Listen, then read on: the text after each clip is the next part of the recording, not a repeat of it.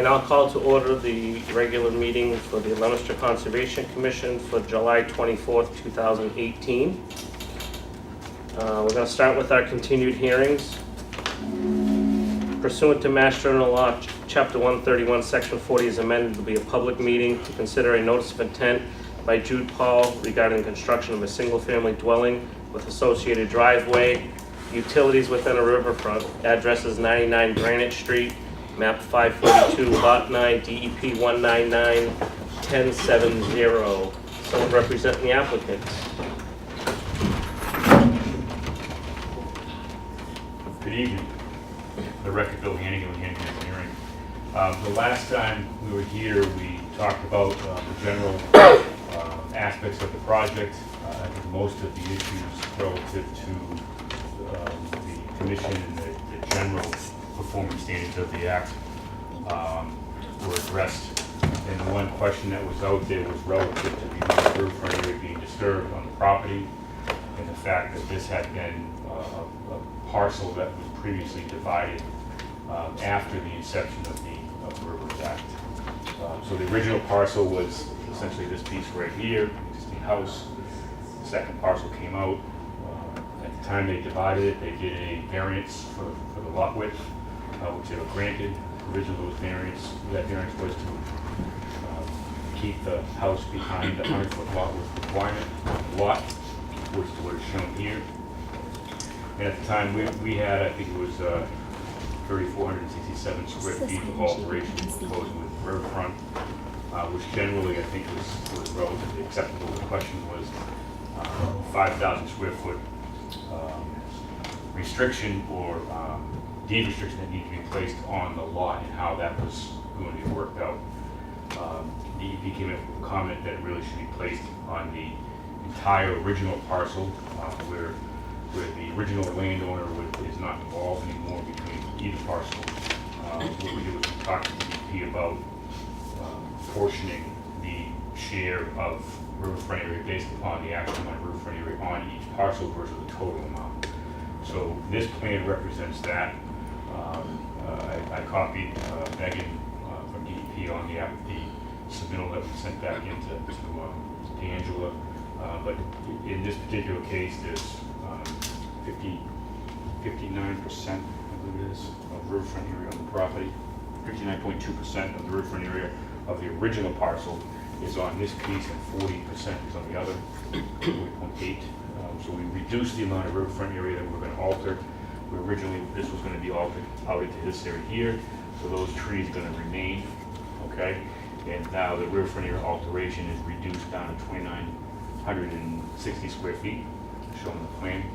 And that'll be the limit of work that we have on the property. There would also be a deed restriction that would not allow any further encroachment within the riverfront area, would limit it to the proposed 2,960 square feet. And so there would be no further development beyond what's shown on the plan right now. And I believe that that's resolving the issue.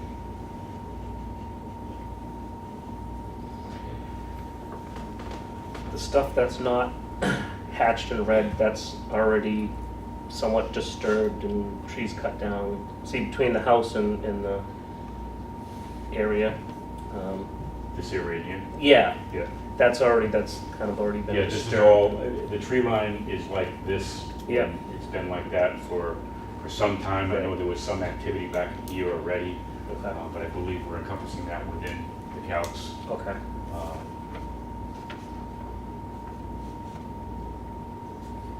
And that area represents, that square footage represents the 59 point whatever? Correct.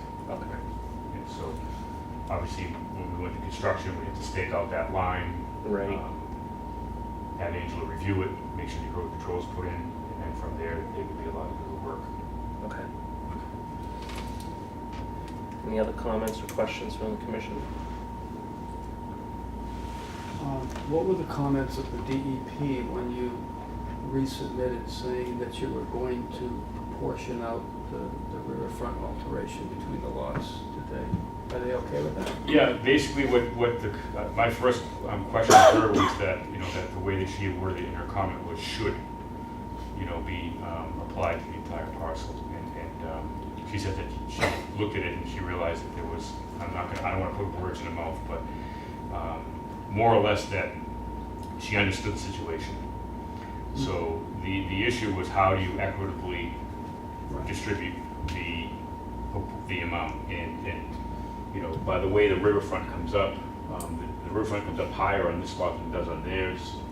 Ours is wider than theirs is, so it's relatively, we really can't go back any further anyways without going into flood zone, so that comes into play. I don't have topo back on theirs, but it looks to me like the flood zone probably carries through in here. So there's some factors that we looked at, but the bottom line was that the most equitable way of doing it would be the proportion based upon the amount of riverfront area each party had from the original parcel. And so that's what we want. Do we do it 50-50? Do we do it, do we take the whole 5,000? That's not really equitable. No. So that's why we originally said we were willing to take, because when we did our submittal, we said we would put the 5,000 square foot restriction on just our lot. And so I talked to Megan and I said we're willing to go down to what we're actually disturbing.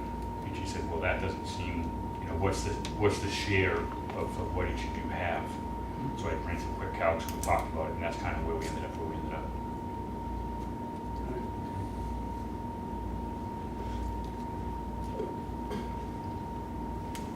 Any other comments or questions? Question. Yeah. So Bill, I was busy reading your notes, so if I missed this, I apologize. But last meeting we talked about demarking the limit of work permanently. Is there anything there other than the signs that I see? Provide City of Leominster wetland demarcation signs along the tree line. At this point, there's not. And I thought last meeting we talked about possibly doing a split rail fence or something back there. I think that we could do that. If we could just make that a condition of approval along the limits of work, basically adjacent to the, adjacent to the erosion control. Would be the best place to put it. Post and rail fence.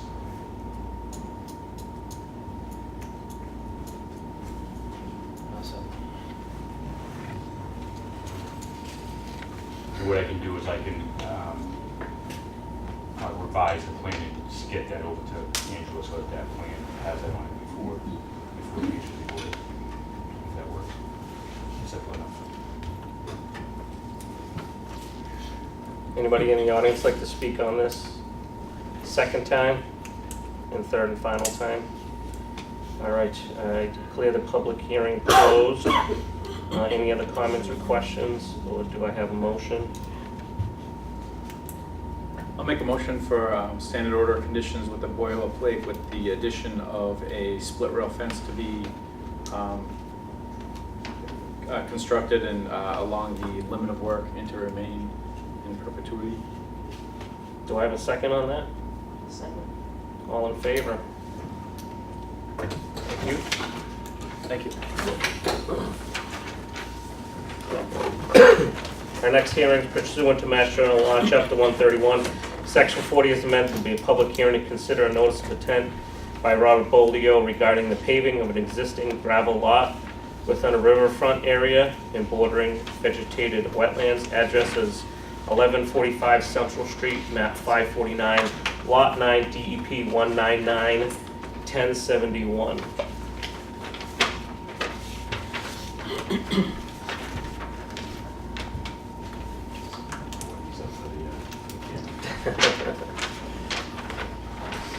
It's gonna have to zoom in. The writing's really small. Once again, Bill Hannigan with Hannigan Engineering on behalf of Robert Bolio. Mr. Bolio is here tonight as well. We had a site walk last week to review this property. As we look at the property, on the left-hand side, there was paved area and here and to the left of the building.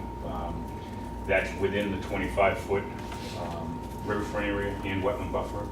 The other area that we focused on was on the right side of the property, on the north side of it, which is technically on the City of Leominster layout, where there was history of plowing everything to the back, that area had the former gravel or stone dust grindings or whatever they were that basically built up along the riverbank.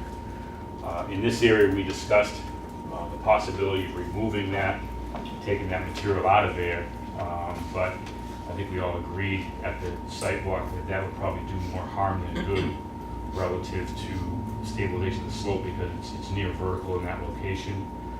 So the idea was to provide some potential mechanism for some growth to start to be allowed. Since there's no more gravel in that area, the material essentially will just stay the way it is. But the idea was to add some supplement to that, so we came up with taking some of the, I'm not endorsing any product, but the Scotch Patch Master type of material mixed with some wildflower seed mix, and basically spreading that in this one small area in here to basically try to enhance some growth.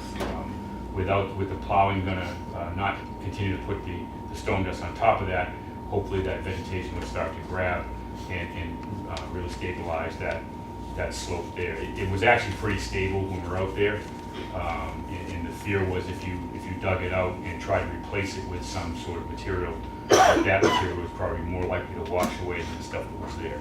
So just something to enhance vegetation growth in that area to try to, enhance that a little bit more. So that was done in that area here. On the south side of the property, we had talked about removing the pavement and replacing it with some sort of a grass area, potentially rain garden type of a situation, etc.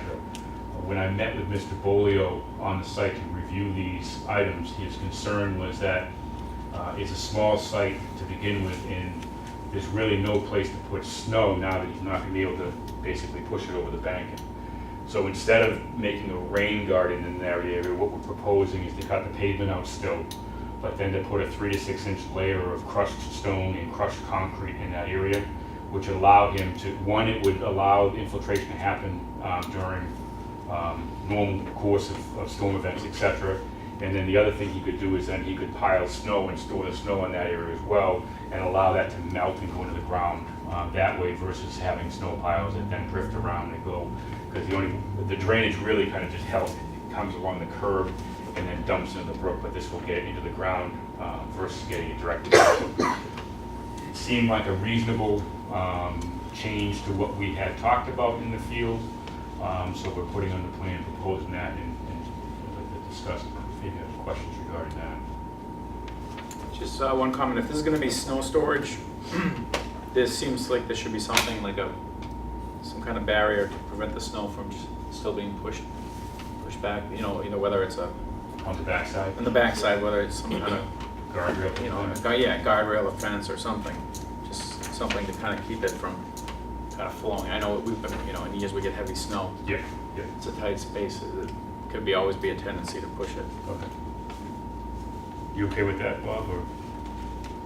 Well, I don't think it's a good reason to do it, because when you push snow, fence ain't gonna be there long. You know what I mean? If we have another winter like you had last winter, you gotta push the snow somewhere. But we don't want it in the brook. Well, there's still quite a few feet between the berm that's there now and the brook. There's quite a few feet on that side before you even touch the water. I think it's better without a fence, myself. Yeah, the other concern, like, a few weeks ago, there was a truck that was parked back here, and the back, it had like a big, long extension on it beyond the wheels. So the truck was parked, the wheels were up to the curb, but the back of the vehicle was actually over, extending beyond the curbing, which means any vegetation that was under there isn't getting any light, it's now parked in the front of the building over here, but, if vehicles start to get parked beyond that pavement, now they're basically, impacting the vegetation there. Because, it wasn't like a pickup truck hung over, it was like a moving vehicle, so there was like 8, 10 feet, hanging out beyond the pavement, so a guardrail would prevent, vehicles like that from actually overhanging that area as well. it's a tight spot, I mean, I know, I understand he wants to use the property, but we're just trying to. And that's kind of why we went with the crushed stone to try to get the infiltration that we're trying to get.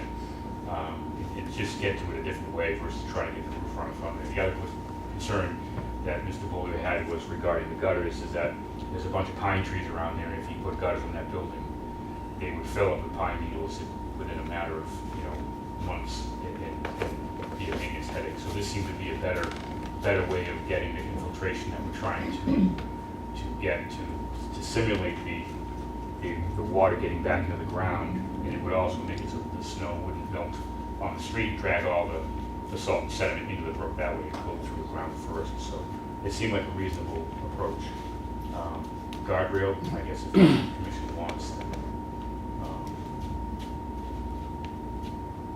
we have to deal with it.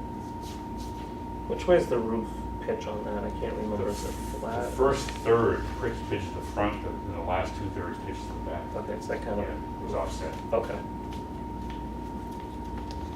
So we really weren't going to get that much water out of it anyways. I mean, most of it's gonna go Back to the brook anyway. basically right off the roof into the, is that backs right up the brook, if I can remember Yeah. right. Yeah, for the So most really part, it's just just one that- part on the north side that might be a little bit Yeah, material between, but for the most but part, it's really just the first, yeah. the front. The roof third. runoff essentially is 2/3 to the back, 1/3 to the front. Okay.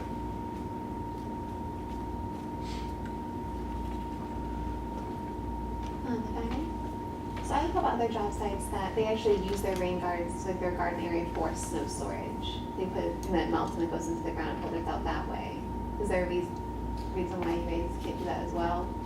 Or you're using the area for parking as well? Yeah, I mean, he wants to be able to maintain as much of the parking as he can because it's a really tight site, you know.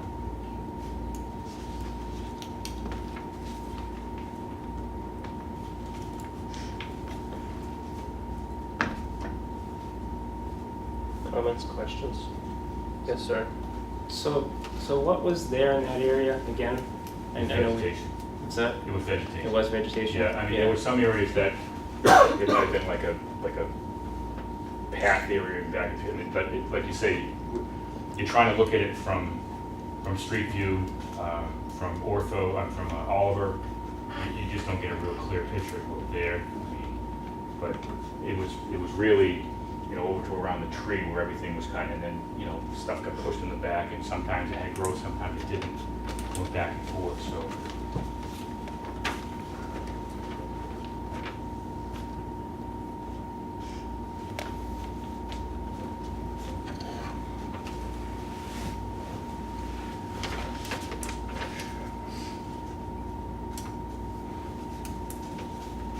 Paul, Liz, you have any questions? I'll pass for now. Okay.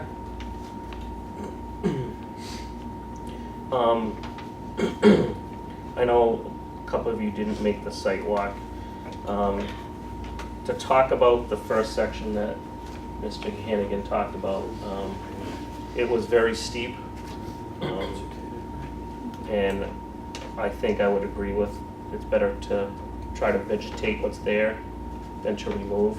I mean, the stuff that's there isn't great, but I would have to agree that if we decided to take that out, it'd probably make a bigger mess than if we just try to grow what's there. So, And there's already some vegetation starting to creep over yeah, from the south side. because it's almost like a wall. So if they got a machine in there to dig that out, it would be a mess, ultimately.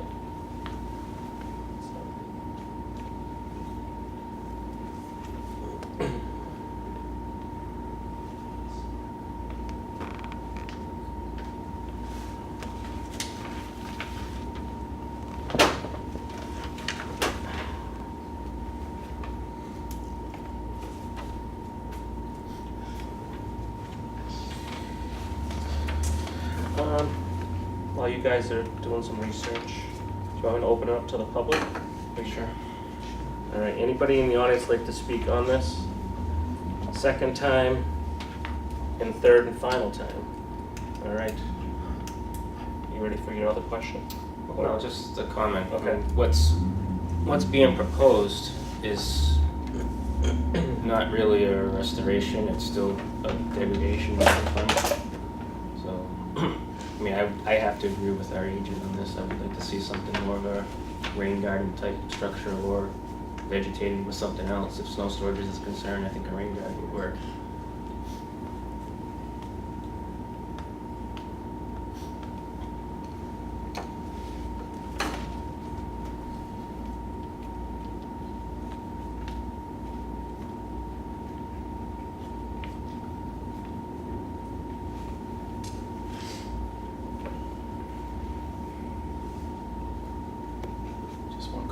Just the comment I made about the vehicles, I would like to see a condition just that, I mean, if we're trying to establish that steep bank, we really don't want any vehicles extending beyond the curbing, because, you know, if you have large vehicles blocking sunlight to vegetation, you know, eventually, you know, you could lose that vegetation, it's gonna cause more erosion, it's gonna make a bigger problem. So if we can keep the vehicles. Well, I don't think that's actually the door that goes into the building, so the vehicles aren't gonna be there, you know, permanently. Yeah. And that's not the intent, they're trying to sell cars, so Yeah. that's really what it comes down to. Right, but those, right now, those moving trucks that are there, when they do hang over, Right, and I'm not sure if I don't think the moving truck's gonna be there permanently, so I think that's just, they just happen to be there, but I think that he We could. were unloading, we had Yeah. stuff on, we didn't get it off. Yeah, so they can move those off-site. Okay, so the typical use is the smaller vehicles. yeah.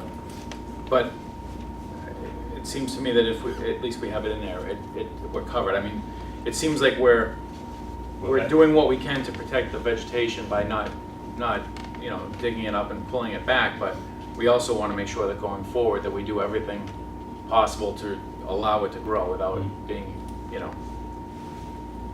I mean, Mr. Boyle could sell it tomorrow and someone else could buy it, and it's just the nature of a tight lot is, you know, we don't want to really see anything going beyond that. So you don't Well- want the vehicles to overhang Yeah. the curbing. Well, you know, down the road, I might try to put an addition on that property. I mean, really what we're doing is throwing everything out in the middle of a piece of pie here. If I wanted to put an addition on, I have room enough to put an addition over that area. Got a carport or something like that. So really, I don't know what the big deal is. The stuff that's in the back really needs to be trimmed once in a while, because if it isn't, it'll be out by the tree. I mean, we bought the property so we could make a living out of it. But I mean, you're cutting it short. It's not a big lot. Can't be more than 6,000 square feet. You know what I mean? The overhang is really nothing. We put a berm in there when we put it in. And if you walk through that growth, you're probably 5 feet, 6 feet before you even hit the water. That's just growth that's there that the other people on other sides have cut it down. The guy I bought it from never did it, and that growth was on the other side of the tree. There's a dead tree there. The growth was on the other side of the tree, not up against the building. He used that for parking. And you're taking the parking away from me, you know? But that growth is what's keeping that. No, I don't think so. That slope stable. If you walk in there and walk that, there's 5 or 6 feet straight out before you even step down. So I don't think it's taking anything out. Larry, I think you're talking about the right side of the Yeah. property, he's talking about the left side of the property. Oh, I'm sorry. I'm talking over by the tree. Yeah, Well, He this said- was the area here that it was over. This is the area that it was in this area here. right, so I thought you were talking about over here. Well, just in general, I think. I mean, The stuff on Graham Street, I think it's Graham that comes down the hill, most of that was put in there by the city. That's from snow plowing coming down the hill, blade pulled to the right, and pushing it all in there. It wasn't by the guy that owned it or by me. Yeah, okay. I doubt very much if you're gonna be able to stop that, unless the city wants to put up guardrails coming down Graham Street. You know what I mean? I think the hay bales or the grass is just a waste of time. The lot's very small, okay? Very small. Truthfully, if you got 6, 7 cars there, you got a full lot. So you need as much space there as possible. Those trailers, I might even put one in there for sale. We're trying to sell them, We don't have to overhang them, but, Yeah, and I think that's what he's asking is that. if- well, you don't have to overhang them, you can pull them back in and keep them off next to the berm. I mean, if you're gonna put the stone in, then you should have a berm put back in there. That way there you get some protection of anything going down into the brook. A guardrail doesn't do anything, what's that gonna do? Doesn't do a thing. Or a fence. You want a chain link fence through the back? It ain't gonna do anything. Wooden fence, it ain't gonna do anything. You're gonna disturb more stuff putting the fence in than you are doing anything else.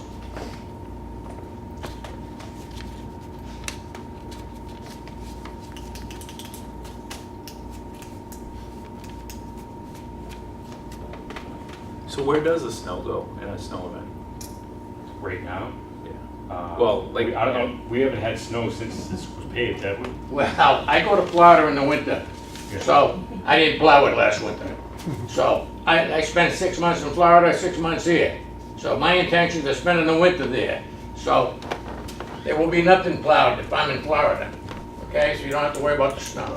In general, the snow, there's an overhead door, I'll point up here, there's an overhead door in this location here. There's a man door right here, okay? So right now, obviously, you can't push against the building or push it, and the intent is not to push it back over there. So the intent was to basically clear it out here, drag along the front, and then put it up in this area here. That was what, we're talking about now. So that's where the snow storage would end up going. Where it went prior to him paving everything, I wasn't familiar with it. Probably in the brook. Right. Probably in the brook. Right, and that's what it would. So having a designated area for snow storage is better than not, I guess. And if there's a guardrail requirement, then.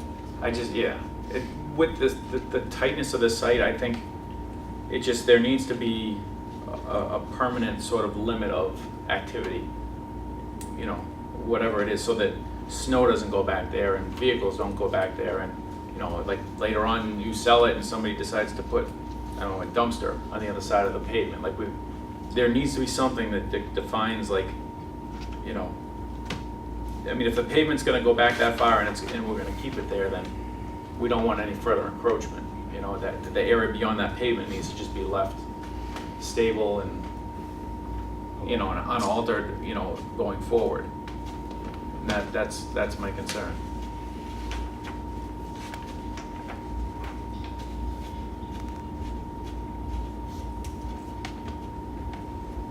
Can I have 2 minutes just to discuss this with my client? Yeah, go ahead, because I got a couple questions for the commission. I guess my thought,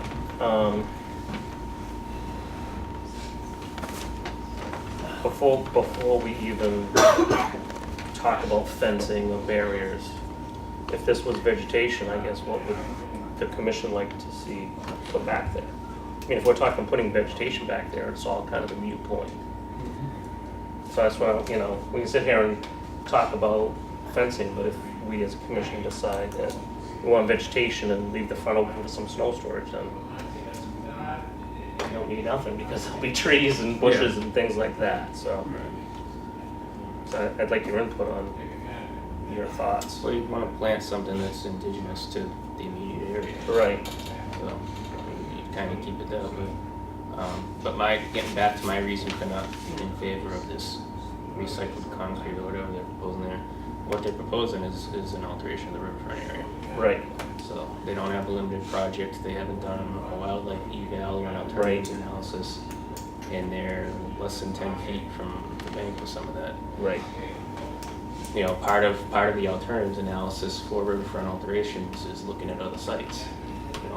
My business where I'm trying to stick 10 pounds into a 5-pound bag isn't necessarily an excuse to, Right. there might have been better sites for this type of use. It's kind of a after the fact thing. I mean, the reason we're here is because it was all paved with no permission to do so. Correct.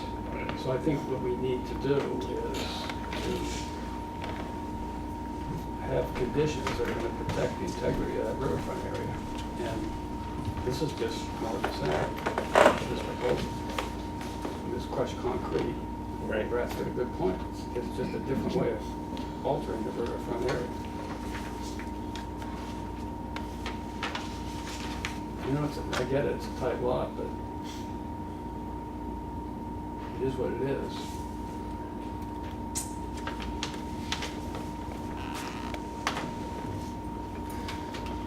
When I went out, I actually meant to recess things, so I probably should, I guess if you guys can kind of rehash what we were just talking about. That we were just trying to get just a sense of what we're kind of looking at. And, I mean, nothing, we didn't decide on anything or go in any certain direction, just trying to get it.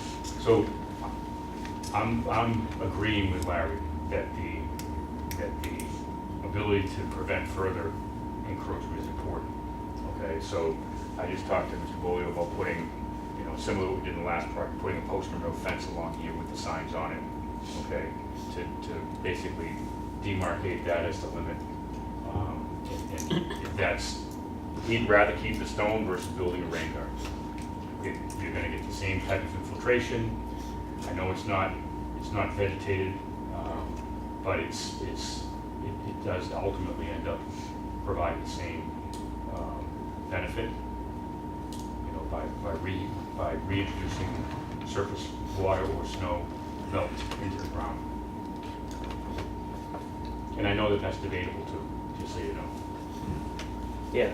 So I mean, it's just, we're Right. here with a notice of intent after the fact. We don't know all the existing conditions and what they were when we started because we weren't there.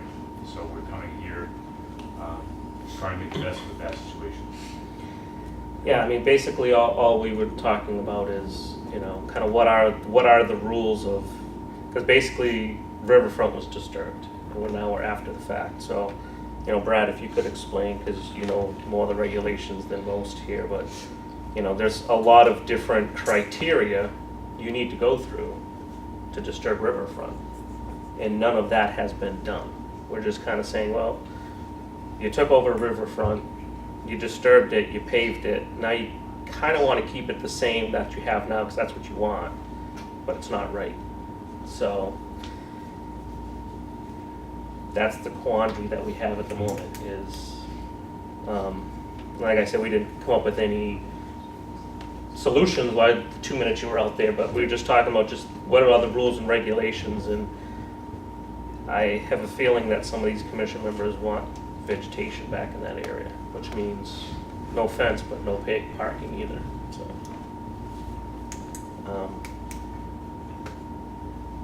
Comments?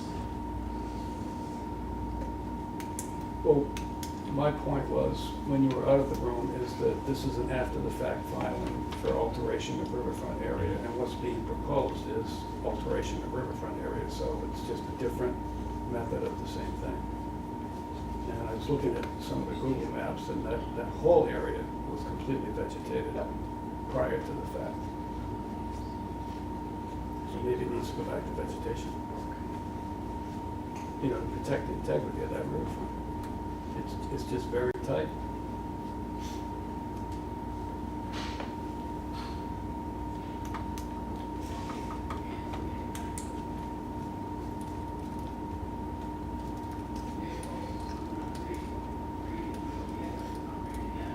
Comments? Okay.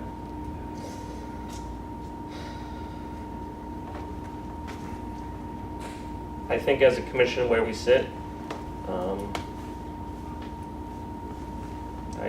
I would have to say this is unacceptable to us, I think as a group. I think we need to come up with some sort of vegetation plan for that and get it back to vegetated state.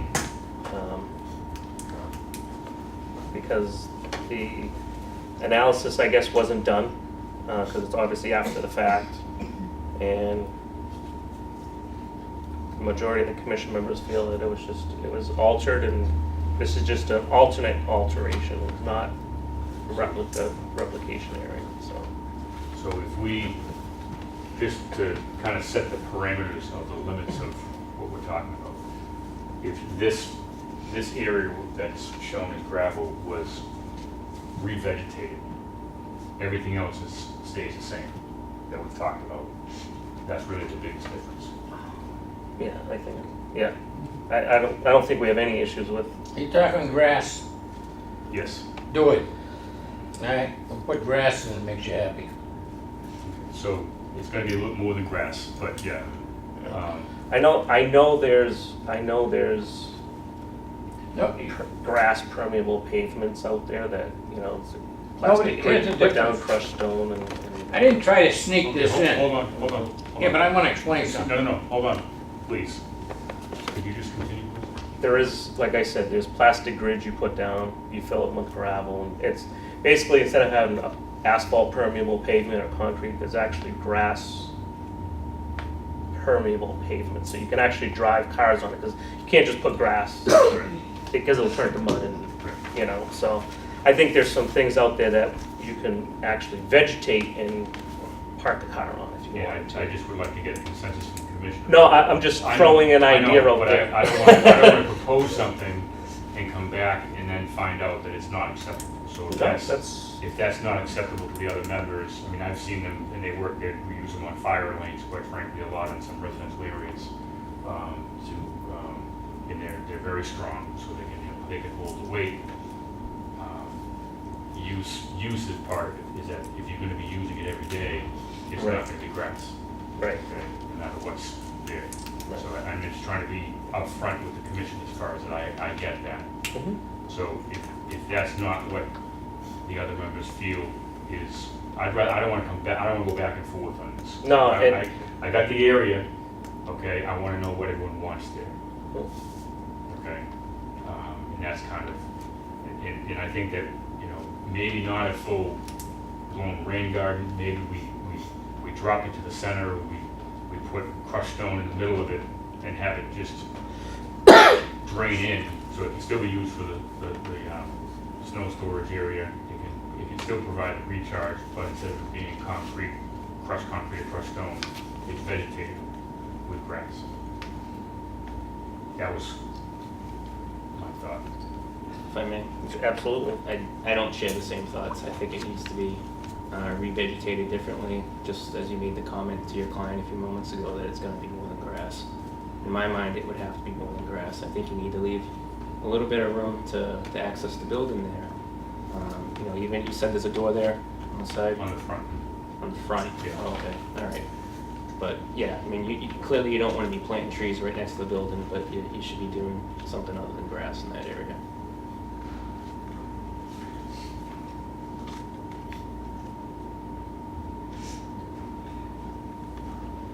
Larry, Paul, what's your thoughts? I mean, at this point, I guess, if we can just get a plan to take some of our, you know, comments, you know, into consideration. Plan. I don't feel comfortable just voting on something. No, We I- haven't seen a plan, so. I just trying to get everybody's consensus, that's kind of the point. Yeah. With that, we would request that it be continued to the next meeting, and we'll come back with a plan. And that way I can talk to my client about what he wants to plan, how it would look, what it would look like, and come back with that. Would you guys like to see the entire area planted? Well, I'm looking at the existing Google map image, and if you drew a line right down the center where that ridge is on the building, you could get some area, because it looks like some of that was gravel right in there. He's looking at this area right in here. That's Okay. up close to the building. And then you could have the rest vegetated, so you could get a little bit of parking in the front, but certainly not up here in the back. I mean, those are good sized trees. They're on that image. Yeah, that was my thought too, like, I think if we cut it in more closer to the street. If I may, how many cars can you park there now, Mr. Bolio? How many do we park there? Yeah, how many could you park there now? How many could we?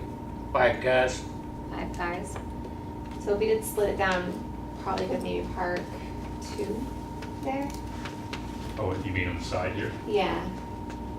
So if we did, you know, if we followed what Mr. So Colombo if was we- saying, probably What park they're maybe 2 or saying, 3 Bob, is that there.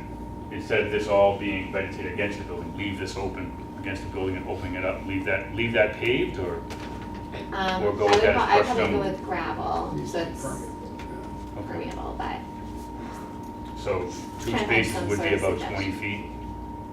So 20 feet off the building, just went directly down. We followed the line that Mr. and then the Colombo was rest of it showing. revegetated? I'm just picking the number because that's what 2 spaces would be. Never good at measuring with my eyes, but What would you guys like to see? The entire area vegetated? Or what do you got?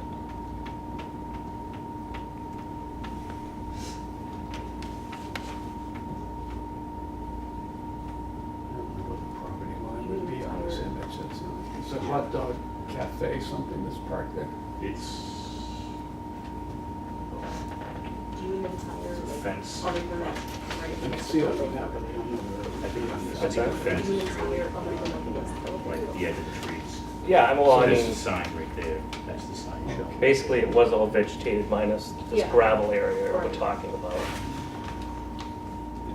The one thing that we've always run into when we've tried like vegetated swales, and Right, is they end up becoming just parking spots. right. So I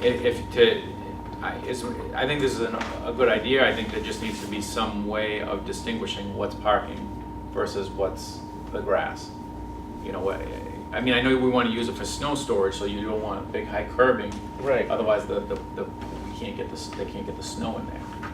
But if you don't have a distinguished break between the parking and the grass, there's nothing to stop 2 spots from becoming 4 in the future. That, you know, we've seen that in a few places on Central Street, where they built a vegetated swale, which eventually they just filled it in and used it for parking. Right. Well, it might be that we come over, you know, maybe we just put one space with an access area to get along the building, and then put a tree right next to that, and then have a gap and have another tree, and that way there's room to push the snow between the 2 trees, but there's no more parking, Yeah. something to that effect. I forgot, which side is he planning on parking Well, the that's vehicles? The vehicles. Like for the actual, because They're he's actually selling front. vehicles, right? The selling vehicles are gonna be in front. It's gonna be in front. Right, this might be an employee vehicle. so Right, there's right. an overhead door Yeah, here you to need access. extra parking, yeah. Right.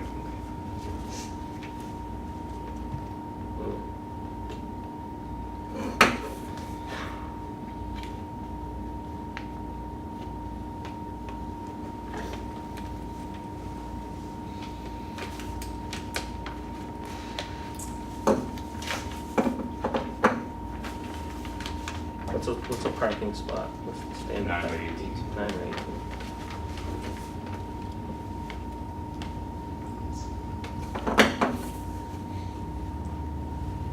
Against the building, it's technically, I'm sure it's 12.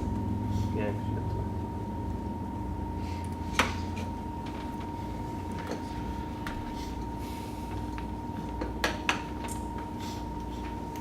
So is that 20? This is 20 by 20, this square. It doesn't leave a lot of vegetation in the back, though. No.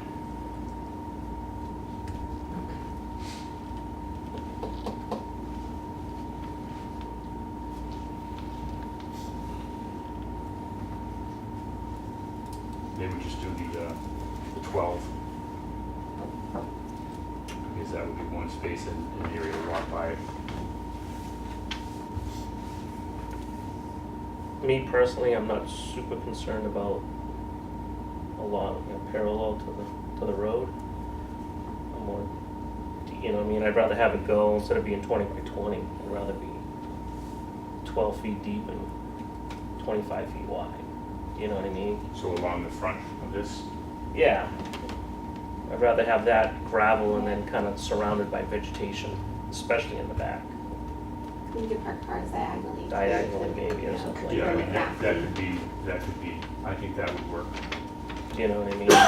Because I mean, you have, because on the other side, yeah, I think you have a hot dog guy over there, and I mean, it's not like. It's not a pristine area to the left of our property. No, that's what I'm saying. I mean, I'm more concerned about the riverfront, so I'd rather see the whole back of it revegetated Okay. and maybe, you know. And then leave the front gravel, some sort of crushed stone or something like that. So let's remove these trees. What would you plant in there? What's native to? Well, there are native species and then there are species that are in that area. I think the 2 of them would be different. So we Yeah. have to get someone to give us some direction on that. Yeah. What's your thoughts, There Brad? are native species listed. I think if you're talking parking more than one vehicle here, you're taking up most of that space. I see a little bit of an area that looks degraded on the aerial, but not that much. Yeah. Just saying, if we only went back like 12 feet, instead of 20 feet by 10, just basically turn it the other way. I'd rather see more vegetation back here than give 1 or 2 spots in the front, because that could be snow storage. It can be. You want to just use the 25-foot buffer as the demarcation?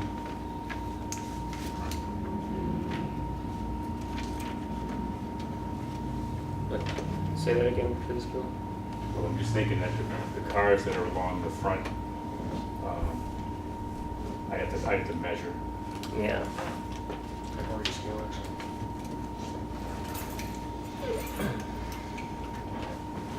Nice one, I'll keep this one.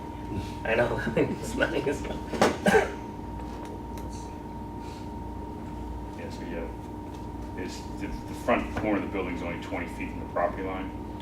Mm.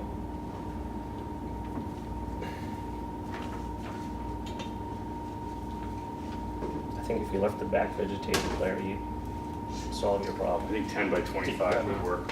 I don't know what your thoughts, but that's what I'm thinking. What was that, Phil? 10 by 25 would work. Yeah. It's a little bit bigger than a conventional space that allows someone to pull in, pull out. Thoughts?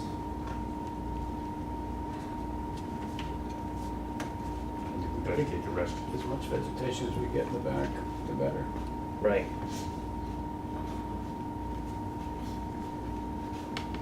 Do you want any? Because it looks like some of the original area was gravel anyways.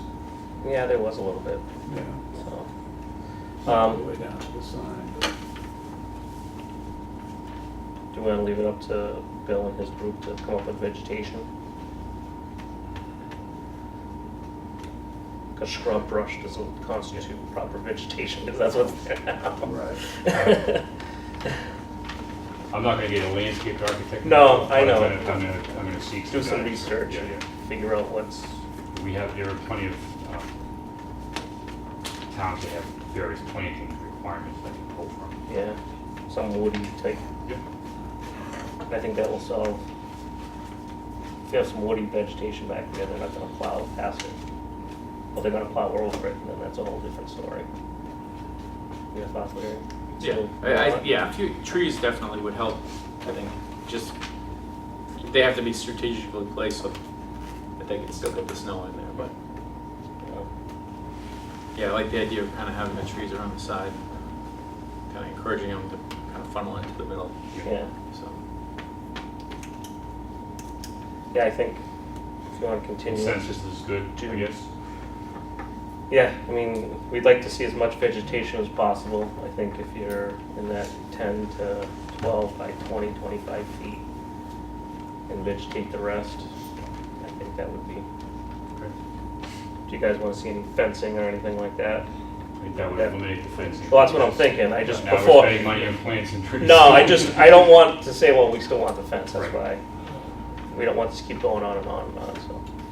But yeah, I would like just there to be, I mean, this has to somewhere be indicated on the plan, you know, or, you know, on the plan that this is like the limit of activity, you know, like vehicles, everything stays, you know, on this side of the berm. That Yeah. side of the berm. That's really my, Okay. it doesn't have to be a fence or a, you know, but if we can, even if it's something that just goes on the, you know, the certificate of compliance that stays with the deed. So that, you know, if we have a situation in the future, at least it's recorded in the registry that that's an ongoing condition. You know, I'm not telling them to put up a split rail fence and all that, you know. Okay. Just knowledge of it Yeah, and an acknowledgement of it. yeah. Yeah. Okay. We can get a continuation of the next meeting. We'll get Yep. this squared Our away. next meeting is August 14th. So. You're all set, guys. Thank you. Thank you. Thank you.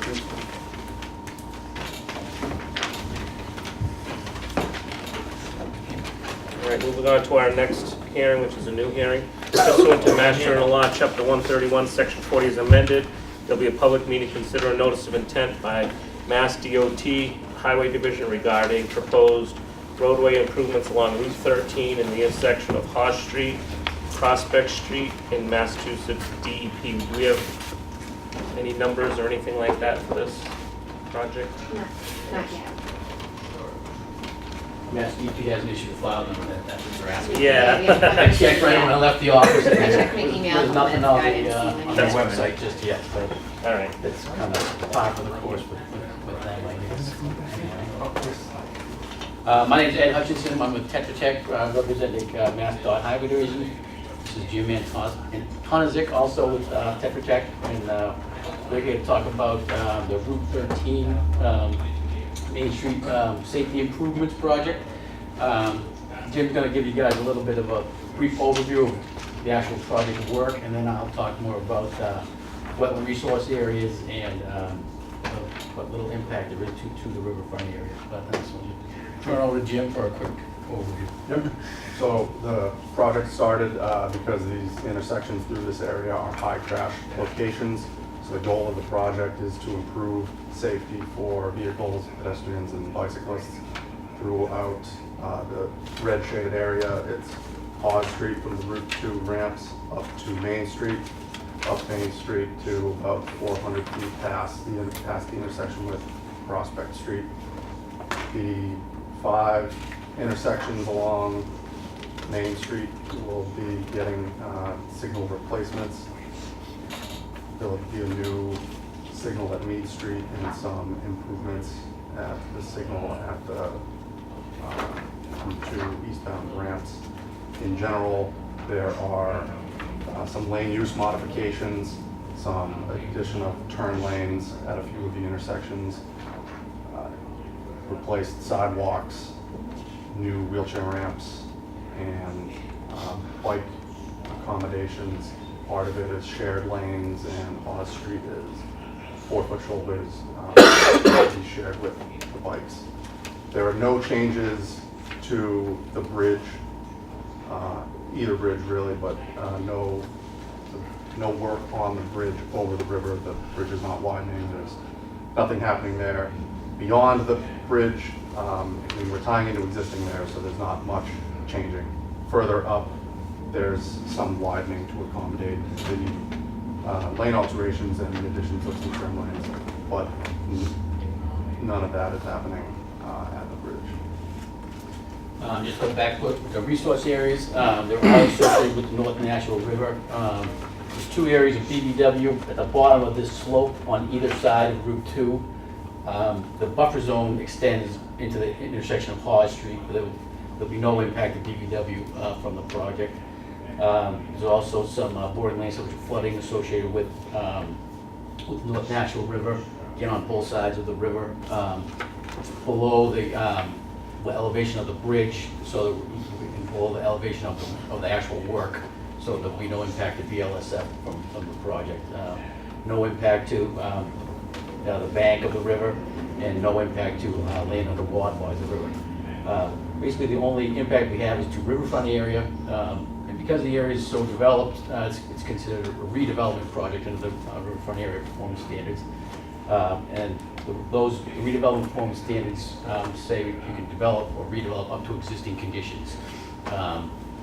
We are actually increasing the impervious area in the riverfront area by 73 feet. We'll be widening some areas north and south of the river, roughly in areas where there's grass along the edge of sidewalks. It's not the bank of the river where it's well vegetated and wooded. It's mostly, like I said, areas along sidewalks that are grass. That's where that 73 feet comes from. It is considered a limited project for maintenance and improvement of existing public roadways. So we feel that the 73 feet could be allowed by the commission in the riverfront area. Do you have any questions? Commission members? So which section is it that has the 73? 73. Do you have like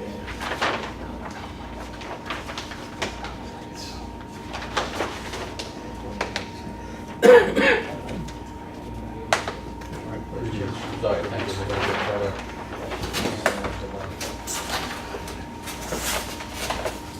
So the bridge over the river is here and off the page. At the limits here, the sidewalk gets pushed back a little bit and further up here. So what's currently grass, is a portion of it becomes sidewalk. And maybe a little bit right here between the properties. But you've got the gas station right here and the car dealership right here. So it's minimal additions just at the roadway. There's nothing, matching into driveways or the existing slopes in the areas.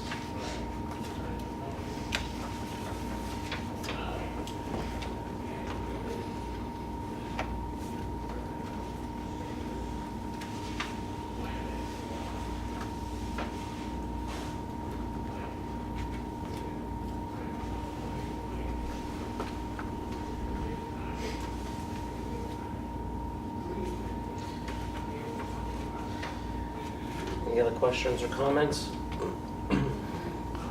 Yes, sir. So I read through the stormwater report, and it was mentioned that the new structures, the new catch basins would have deep sumps in them.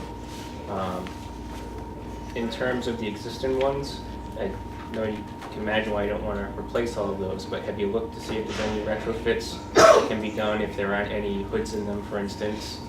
Can they accommodate oil water separators? Haven't looked too deep into that. For most of them through the area, due to the widening, are being removed and new catch basins installed. Have to check exactly how many are being maintained. And then my other question is the SWIP being prepared ahead of time, or is that going to be left up to the site operator? The site operator. Site operator, okay. So,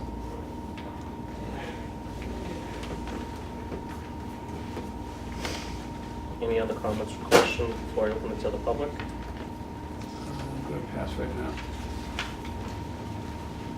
Anybody in the audience like to speak on this notice of intent? I'm sorry, how long is this project gonna take? The construction duration is estimated for 24 months, but that doesn't include winters. There's a shutdown period where they're not So it could be working. 3 years. No. I mean, that's, they're not working during that time period, but it would be 24 months including the winter shutdown. Oh, okay. Thank you. Anybody else like to speak on this notice of intent? Second time and third and final time? All right. You're all set?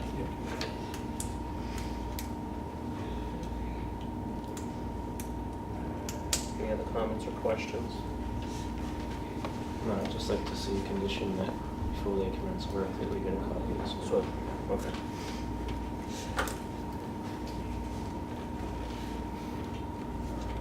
Any objections to closing the public hearing at this point? No. Okay, I declare the public hearing closed. Do I have any other questions or comments? And if not, do I have a motion?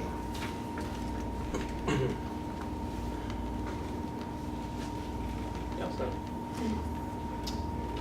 Okay, Mr. Chairman, I make a motion that we issue an order of conditions to Mass DOT for the roadway improvements along Route 13 from the intersection of Haw Street to Prospect Street, with the special condition that we receive a copy of the stormwater pollution prevention plan prior to commencement work. Do I have a second on that? I'll second. All in favor? Thank you. Thank you.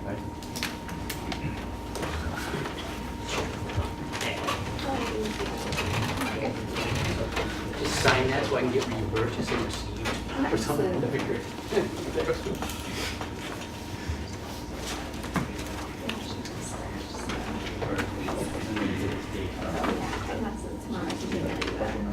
Oh, great.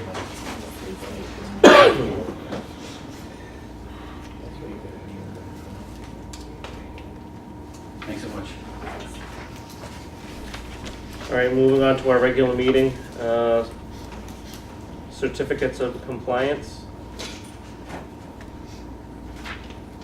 Yes, we have one for 140 Adams Street, DEP number 1991017.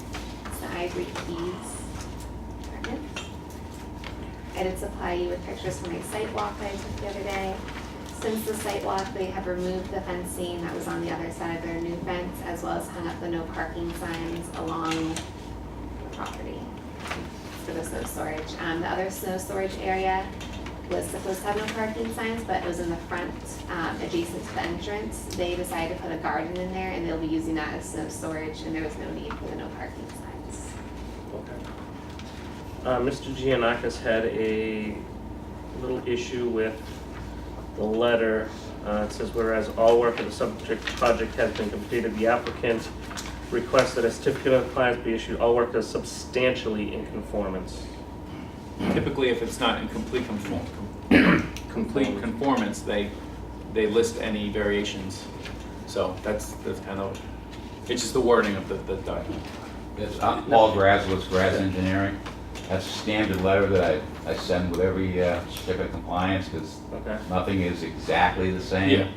Yeah. Really, the biggest change on this was during the design phase of it.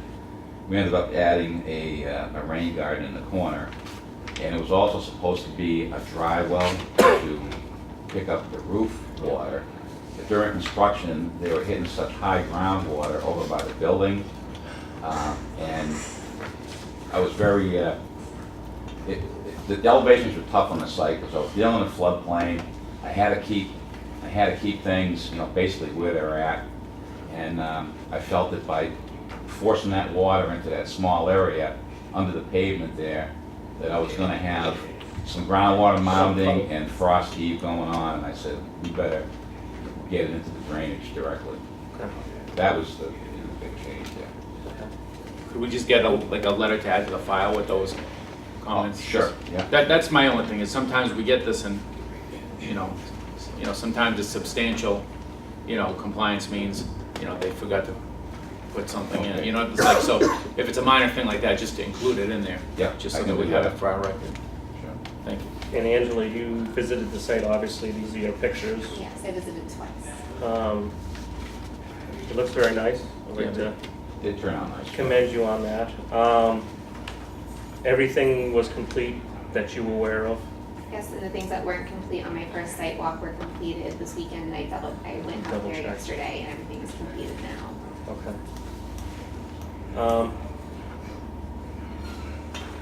Comments from the commission?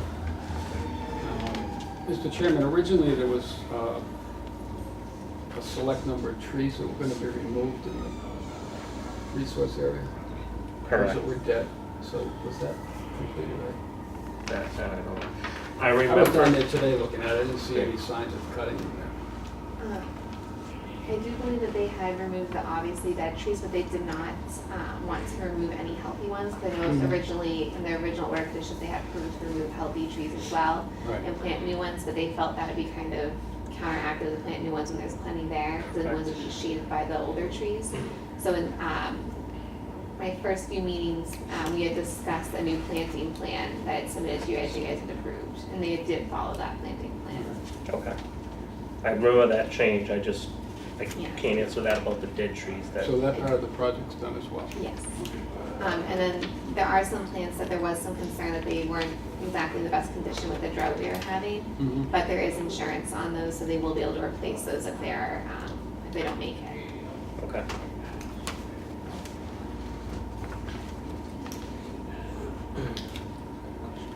Yes, sir.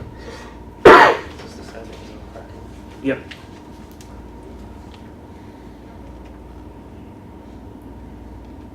That actually was kind of all paved at one point, years ago. We did a site walk on this, obviously before it even started, and there was a lot of broken asphalt with grass growing up. So from the aerial, it might look like grass, but there was definitely no, that was all disturbed area.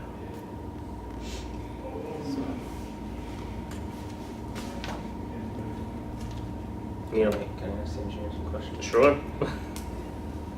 So the stormwater part, I'm completely unfamiliar with this project, but I just had a couple quick questions regarding the stormwater because you mentioned there were some changes out there. So was this entirely redevelopment or was there an increase in impervious on the site? We applied on the redevelopment. I guess the short answer is it started back in 2002 and I honestly can't remember. There was a lot of broken pavement out there within this redevelopment, and I would have to think that there was some increase. Did you do an H&H analysis for the site or? Oh yeah, we did. Yeah, we did a stormwater hydrology pre and post. Okay, because my concern with that was if that infiltration system was designed to handle some of the peak in volume. Oh, no, we have a large underground tight pipe system to take care of the pre and post, the mitigation of the attenuation of runoff. So you have another system that's, Yes, okay. yeah. And how does water enter the rain garden? Is there anything feeding it or is it just what's falling on top of it? It's just the sheet flow from the pavement. So it does sheet from the pavement into it? It sheets from the pavement, and we do have the catch basin grate in there in case, for the, the large storm events, in case that does build up, we can get into the drainage system, but it's gotta be about that much higher, and we've got vertical curbing around it, to help it pond if it needs a pond. Okay. And one last question. Was some of this work in borderland land subject to flooding? The entire project is in the flood zone, under the flood zone. The building, everything. And as part of your review for the certificate of compliance, did you shoot any grades just to make sure elevation-wise everything checked out? Yeah, we the plan we submitted has got the final as-built grades for the paving and the structures, and they're right on. We staked it out before they did the work, and so I mean the actual floodplain is, we actually provided some additional flood storage in our initial design. Not a great deal, but so we're still good there. Okay. So see the rain garden is the gravel and the trees on the other side. Okay, thank you. Also, Any other comments or questions from the commission? Did we ask to have that dumpster location moved further back? Is the dumpster in the right spot? For the plan, the original plans I had on file, it is. It's okay. I think originally it was further, it was closer to the brook. Right. Yes. And then they moved it I up think closer we to the did move building. that. We moved it up towards Yeah. the building. Right. And I think there was talk of putting it against the building, but then there was like health department concerns about having the trash being that close to the building and everything, so they have it there, which It's a is. fenced area, it's not today. Yeah, it's not- it is. Yeah. Yeah, originally I think it was way down at the corner, Right. so that looks like it's in the right I spot. just didn't know if it was up far enough.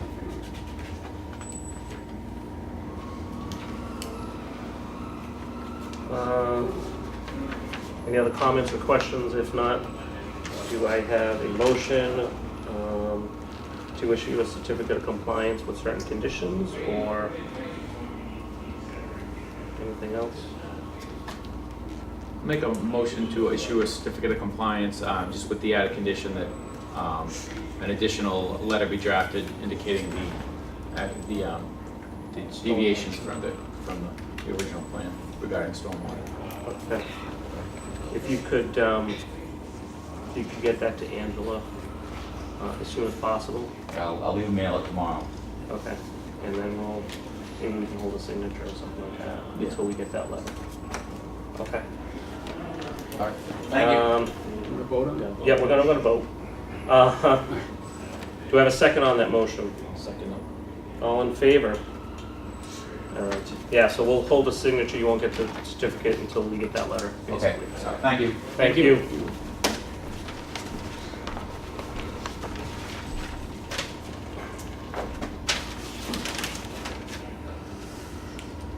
Do we have any extension permits? Not at this time. Any new communications?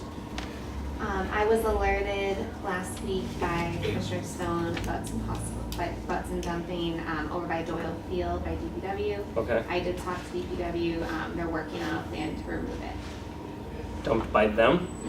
Okay.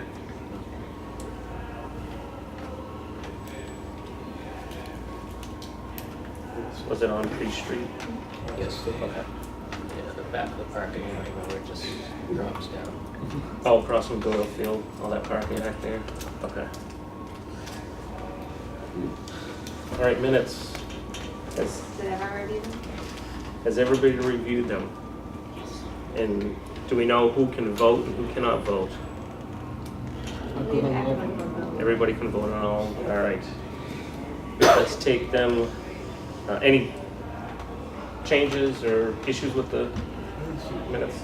I didn't see anything, so. All right, let's take them one at a time. Do I have a motion for the May 22nd, 2018 minutes? Mr. Chairman, I make a motion that we approve the minutes from May 22nd, 2018. Do I have a second? All in favor? June 12th, 2018 minutes. Mr. Chairman, I make a motion that we approve the June 12th, 2018 minutes. Second? All in favor? And the June 26th minutes. Mr. Chairman, I make a motion that we approve the minutes from June 26th, 2018. Do I have a second? All in favor?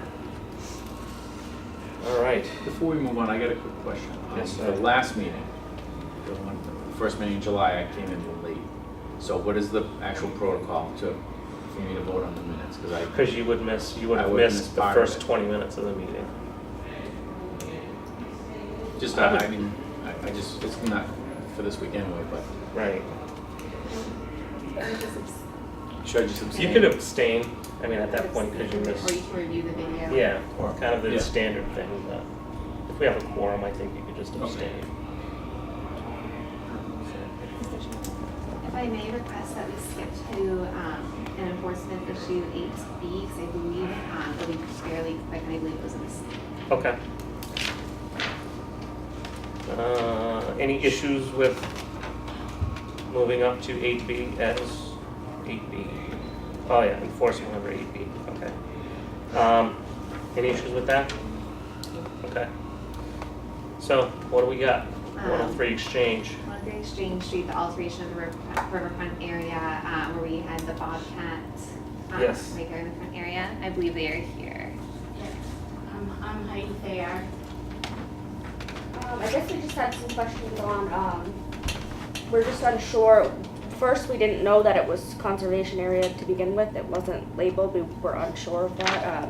We've lived in the house for 21 years and we weren't aware. Had we known that, we wouldn't have done any work to the area. We're just confused about how many feet we need to be from the conservation area. We've gotten kind of mixed answers on that. Someone had told us 30, someone told us 60. Online we found 100. So we're just confused as to where we need to be. The work that we had done was about 112 feet from the closest point of conservation. We'd just like to know how far, we need to be. And the work is done on the area. It was just removal of poison ivy. My stepdad's severely allergic to the poison ivy. We had torn down a shed that was there that we had. The roof had collapsed. It looked awful. We were trying to make the neighborhood look better. So I guess we'd just like to know, were we in the right amount of space that we needed to be? So, and then This is Riverfront, we're talking. area. We're Another talking thing was, Riverfront. I do know that there was some concerns with some of the commissioners about the stumps in the area that had been found. After talking to Ms. Finger, we discovered that those trees had been taken down years ago, and they were removing them with the Bobcat at that time, because obviously they're difficult to lift, when they took the shed down, because the shed had collapsed. So I just wanted to make sure I mentioned that as well. Okay. When it comes to riverfront, it's a little different than when it comes to watering and vegetated wetlands. Normally, there's a 100-foot buffer that you need to come to the commission for. That's what most of these hearings are about. Riverfront, you get into 200 feet from a riverfront, but it all depends on, is there other wetlands there? Is there other conservation areas there?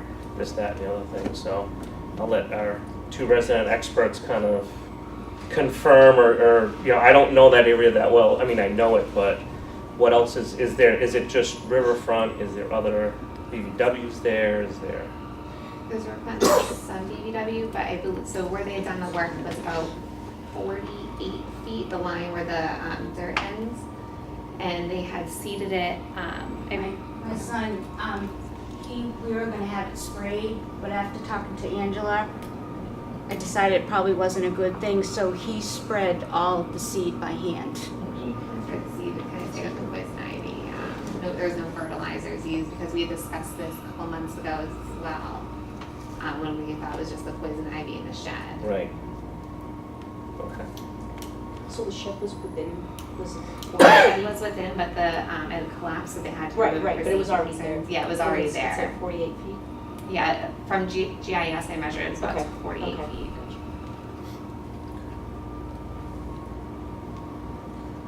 I guess our concern was the use of equipment inside of a resource area or a border or a buffer zone or resource area. So that's kind of what piqued our interest. So our questions were, you know, normally if someone's going to take out poison ivy, ideally we'd like to see it taken out by hand. And I know that's an issue all onto itself, just because when you start with equipment in there, next thing you know you have open land and dirt, and next thing you know it starts raining, and that's what causes erosion and lots of other things. So comments and questions, but I mean that's so when you talk about your riverfront, you have to go 200 feet from wherever the riverfront is where, if you ever want to do something, you need to come in front of this commission and tell us what you want to do. So that takes care of that. There are some minor exemptions that I can most definitely give you guys some paperwork on, to make it a little bit easier just for reference as well. Yeah. I mean, always call Angela with specific questions, but, you know, because like she said, there is exemptions, and if safety's an issue and all this other stuff, that's, we look at all of that. My ultimate goal with the seed, you know, and the grass is coming up beautifully, is a swing set for my grandson, because anything lower floods. My yard floods if anybody comes by my house, and even the other day it flooded because the city sidewalk pours all the water from Exchange Street and floods out my lower field. So at least over there, if we put a swing set up, a little swing set for him, it won't be underwater. That was all that we were doing for clearing the poison ivy. Okay. Any further, anything else going to change over there at this point? She literally told me she had a problem. I stopped doing everything, planted grass, and walked away from it. Okay. And his bobcat's sitting there, and it's probably gonna just sit there till, because the ground is so wet to try to go, he'll damage the grass in the yard. And it's back far enough. I haven't actually physically walked on the property, so every time I've gone, no one's been home, and I don't feel comfortable doing that. Right. Any other comments or questions from commission members? What did we say in the first one again? I can't remember. Cease and desist and have a replication plan within 45 days.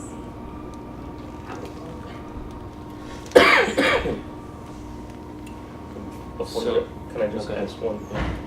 What was it all just poison ivy there, Yeah. basically? That just grows, it's taking over. There was no trees or, The only thing that he, The only we had trees that a, were there were trees that she pulled permits for, like, what, 6-7 years ago? when a pool got to have put in, fun I down. pulled all permits for everything, and those trees needed to be gone, and it was just the tree stumps. Yeah. As a street view, it showed some large trees there when we looked at it. There is a large tree that is still there. Yes. I didn't take any trees down. Okay. And there's still, there's Yeah. a lot of trees from my property to Cherry Street. There's a lot.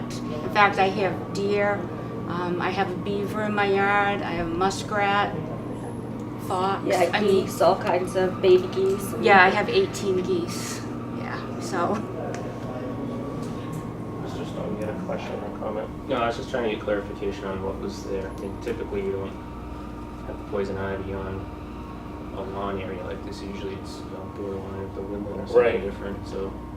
So I'm trying to get an assessment of what was. In terms of compliance with the enforcement order, I would think that you either restore restore what was there. If it was lawn, then it would be lawn, but if it was something different, something different. You have to plant poison ivy back, is what I'm gonna say. No, Just no. kidding, just kidding, just kidding. When I was younger, like, that that was is long. not It's very just nobody would cut it because every time somebody would cut it, they'd Okay. get poison ivy.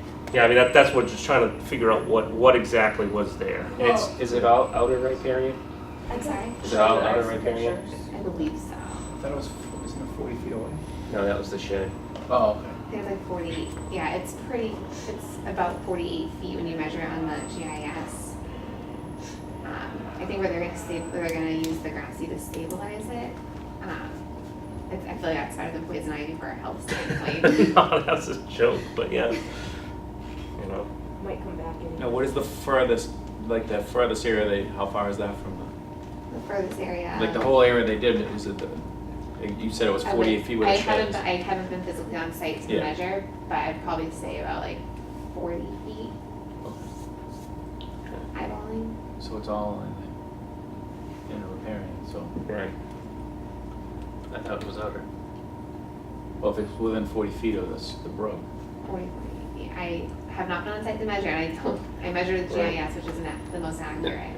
Okay, the homeowners estimated you were over 100 feet? Yeah, I had, I thought they were further away from the pictures we did. from what I can see, I mean, I don't know much about it. Like I said, we're kind of here to figure out what needs to be done to fix it. So when I had printed the two maps, this is the area in question. This is to be the closest point of conservation area to it. This would be the brook. It says 112.57 feet, and then that's just another picture outlining the conservation where the brook goes through. And then I do have a picture of before, which you can see was kind of just our junk in the yard. So really, it was just clearing up our trash. We had kind of let it go, and the shed had fallen down, and it looked terrible. So really, it was. Is that a picture of what was existing? Yeah, this is last fall, and this work was done in the spring. So I can show you that, and then I also have updated pictures where you can see it's just cleaned up junk I can get.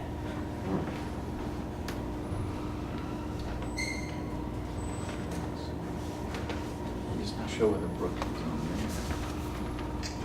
So this is the view that you're looking at in that photo. This is just where the shed was, but the shed was torn down. This is just the current picture. The brook is all the way down here, Bridge at Exchange Street. So that's the area that was disturbed right here. Yes, which as you can see from this picture, is just where the foundation, where the shed was, which is here.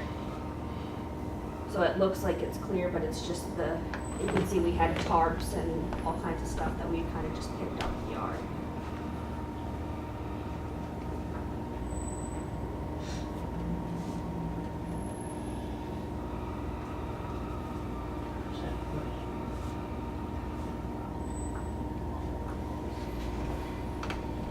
And this tree is still there as well. No trees removed. So this is your property. This is the existing house? Yep. Okay. And then back here is that. What you're talking about right here. And that's just the distance that the GIS map gave me when Right. I marked it. That's what that's what that said it was.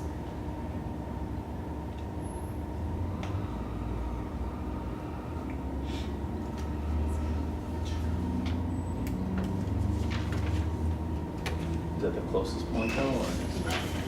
Well, that's what I'm trying to figure out. Like where that was, right? I mean, not that, I mean, it's just splitting hairs, I guess, but, because then also depends on where the bank of the brook is. Because this is just a wetland area associated with The it. bank of the brook would be here. This line, you can see it better on that one. The blue line would be the line of the brook. It's gotta be the interior of that. Yeah. So it's.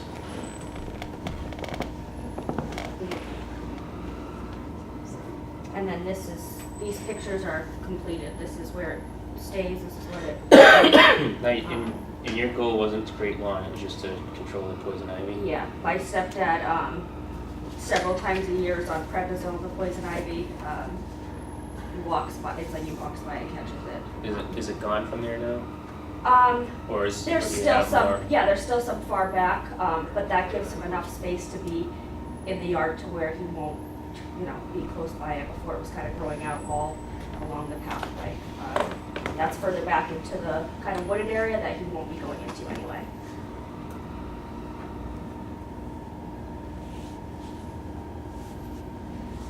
And it's hard to tell from the photo, but the disturbance along the wood line, that's right at the edge, it doesn't go in, or? Yeah, that's right where it stops.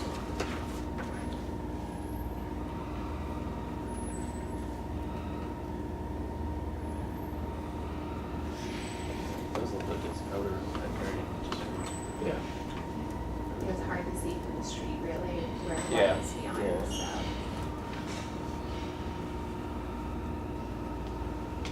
I'd be okay with planting the grass, but I'd like to see you let it grow wild rather than maintain it like the rest of the lawn, if possible.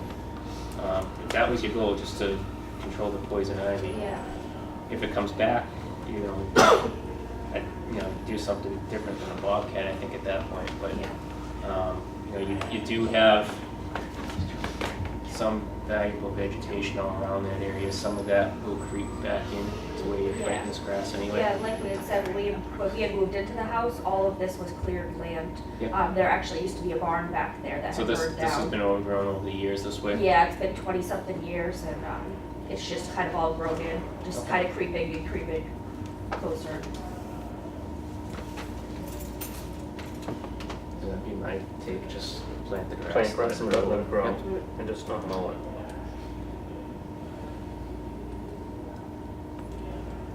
So to leave it overgrown, that's kind of like what happened, is that's kind of how everything untouched kind of grew in. So are you saying I can't put my grandson's swing set back there? Where exactly in these photos? It would be kind of a tree. Right there? Yeah, which this is the area in question. This Yeah. is just a more current picture. So it's right here? Yeah. Okay. Yeah, So- that's an exemption under the regs, so you can go ahead and put that in that spot. So this is the current today, what this was, everything, the grass is kind of grown back in, and this was just where the shed was. We don't, Yeah. There and let it, Yeah, you could just maintain it in that condition. But Yeah. but as you get further away from that Yeah. play area, just kind of let that go back. Yeah, so we're okay with kind of mowing in this. Yep, Leave it, and like I said, if poison ivy comes back and just come in front of us and Yeah, we don't. we'll figure something out, but you know what I mean? It's- Yeah, what was happening when the shed collapsed from the snowstorm, it's like all of a sudden the poison ivy was just covering everything. And that's why he went down there. Like you said, my husband is very highly allergic, so even breathing anything became harmful. Yeah, so this would be as is, it would stay like this. We'd like to be able to mow it, to not have it be overgrown. Would you like to see this picture, Paul? I drive by it every day. You do, okay. So, do you have any issues with what we discussed here? Okay. Yeah, so I mean, if you want to continue to maintain it in that fashion, and like I said, if it creeps back and it's safer to just come in front of us and say, hey, we gotta do something. And, Absolutely, yeah, we didn't know before. Now that we know, you know what I mean? we'll be here with any questions. And we'll send Paul up to pull poison ivy by hand for you. So, do we don't need to vote on anything other than just follow up with your enforcement. Yeah, I would say you leave that in place until everything Until comes everything back, kind of and grows then at back. some point we can vote to lift that. Okay, that's fine. All right, you're all set, thank you. All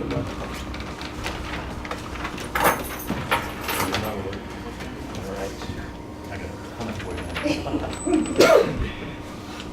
How about goats? Is there a thing about, everybody's talking about goats with the poison ivy? Yeah, they eat it. They eat a lot of poison ivy. Yeah, so I didn't know. They do. Is that something, for the future, if it stops creeping? I didn't know. I don't know the rules I about can look putting into no that for you, I'll herbicide. give you. Okay. No pesticide in buildings. I'm just training with these. Just what, that would be, maybe the next thing to do if it ever, Goats take care of poison ivy. actually. yes. Yes, they I do. have a second problem. Yeah. Goats in a riverfront, I'm not sure what the rules are there, but. Okay. We can try to look that one up Okay. and find out for you. Thank you. Thank you. All right, we want to move back to old business. All right, I do want to mention during this section that at these meetings, we do allow the public to speak, but one person to speak at any one time. Keep your comments brief, and if we open it up, if you have anything new to tell us, that's fine, we're here to listen. And, you know, we've had a couple of meetings about certain projects, so I'll just want to put that out there, so. And if anybody gets unruly, you'll get one warning, and at that next time, I'll ask you to leave if it becomes a problem, so. Manusnock Brook retaining wall. Due to the amount of money that is needed to complete the project, they're still in the process of finding different grants to fund it. It has not been brought before the city council at this time, but the mayor's office will keep me updated on it. Who at the town, city's working on it? Do you know? For grants? Wendy, Is- Michelle, and myself. Okay. And Woodard and Curran has been sending me different grant ideas, but a lot of them have passed, unfortunately. So Okay. So you're involved I am. to keep it on the front burner. Just one quick Yeah. comment. A lot of those grants are time sensitive, so that if they're going to use the grant route, they've really got to have you know, design drawings done and things permitted really before you go to get the grant, because otherwise you can't meet those time constraints for completing it within the fiscal year. And sometimes those grants tend to pop up in the middle of it or later, and you still have to finish it. So that's just something to think about. If the city wants to go the grant route, I can understand why it's free money sometimes, but you have to be aware of those time sensitivities too.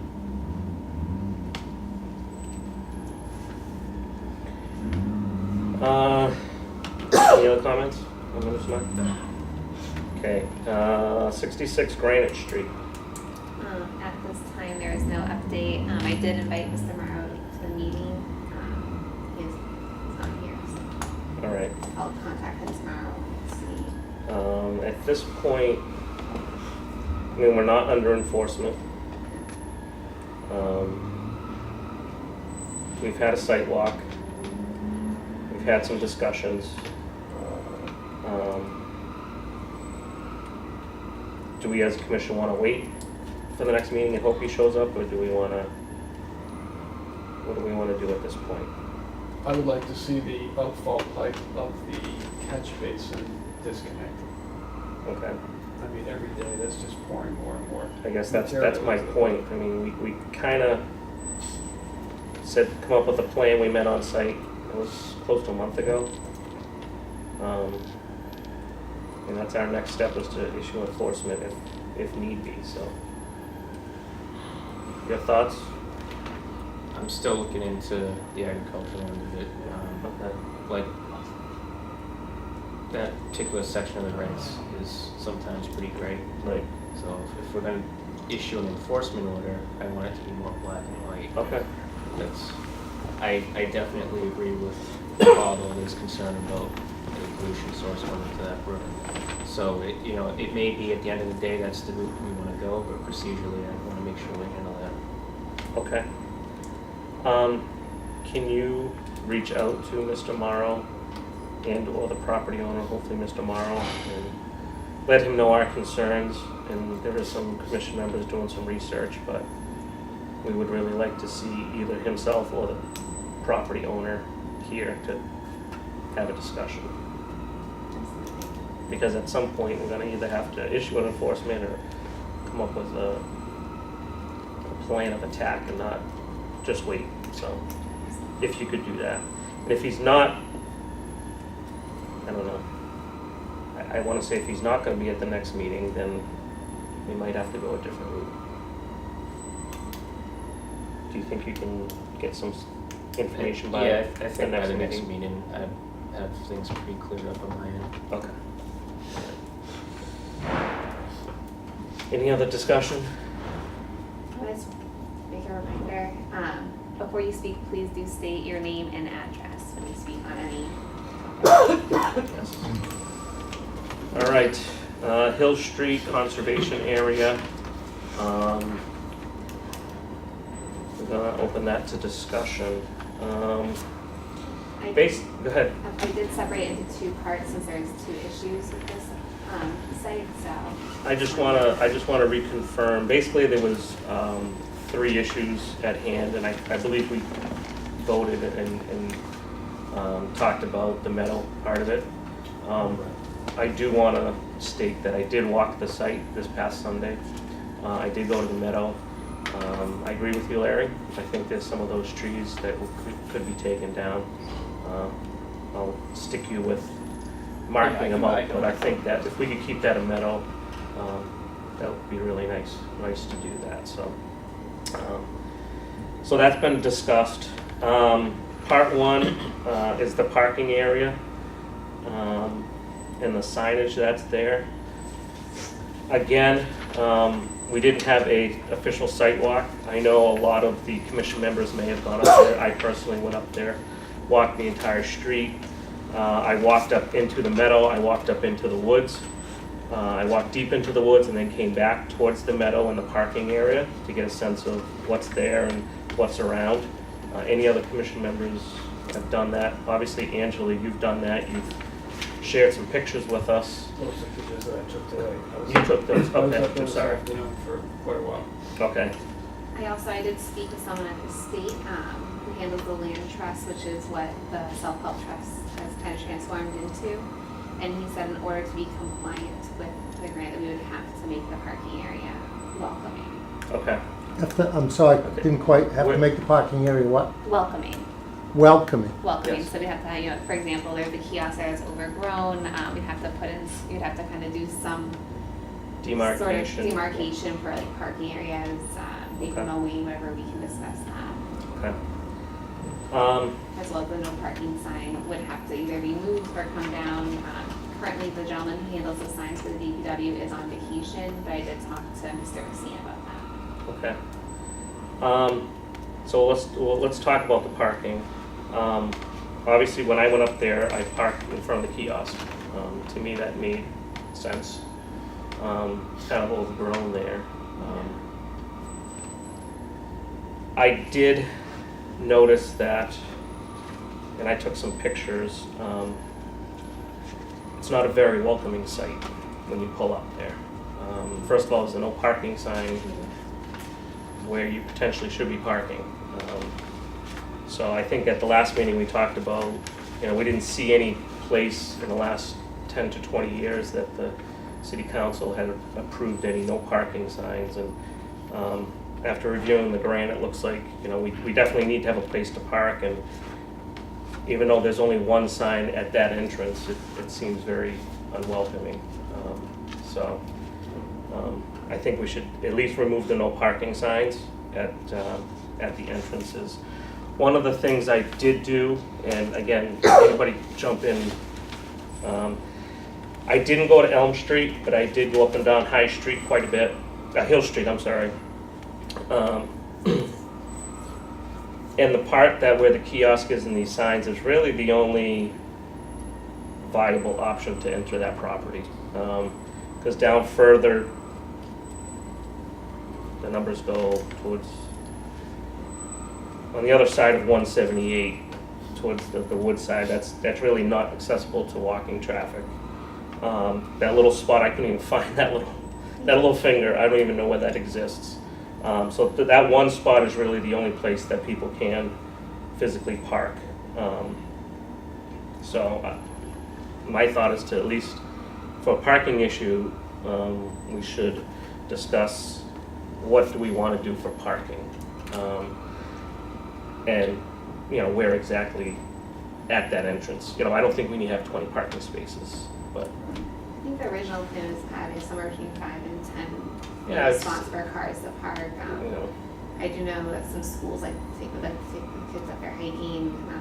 I do know the Park and Rec also hosts, will be hosting hikes there this summer. right. So I think having some parking, between Right. 5 and 10 would be enough. Okay. And the grant, did it state, it just said accessible, so. Thoughts? Going up there now, at least me, I don't know where to park. There was a trailer up there, and I don't know. Yeah, I think, is that on city property, that I trailer? believe it is. I'm gonna get some survey equipment, go out there and do a survey and see exactly where the lines are once we kind of have a plan in place. Okay. Of what we want to do. Because that was a little confusing, I wasn't, Yeah, because you're when you like pull, unsure, you're like, can I park here, or is it private property? I don't want to park on somebody's. I parked on the long grass, considering figuring that was city property, but I didn't know. You don't really know where the lines are. So I Yeah. think, Yeah. I think that's an issue that we should address by, we need to put some sort of put some rail, maybe some boulders to kind of Yeah. Okay. demarcate the property line there. Okay. And like, how would we also keep that parking there? Because if we just keep grass, someone's gonna come. We can mow it quickly. What I've seen happen in parking areas like that is, the grass kind of, it gets run over so many times that it kind of, Trying to scrub it. Right. yeah, it gets into scrubby. Presumably, if you make it more We could also, if we wanted to, invest, we could do some sort of permeable surface, like gravel. Okay. That's something to think about too, like how to do Thoughts?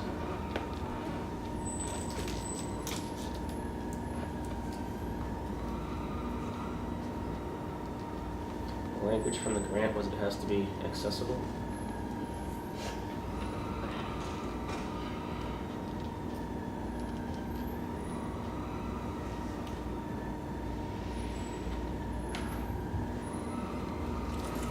While we're thinking about this, also in that part one, it talks about suggestions for a kiosk. One of the things that I noticed was it was very not, that's not the right grammar. It wasn't, the kiosk was somewhat hidden, and the sign about the conservation was kind of hidden.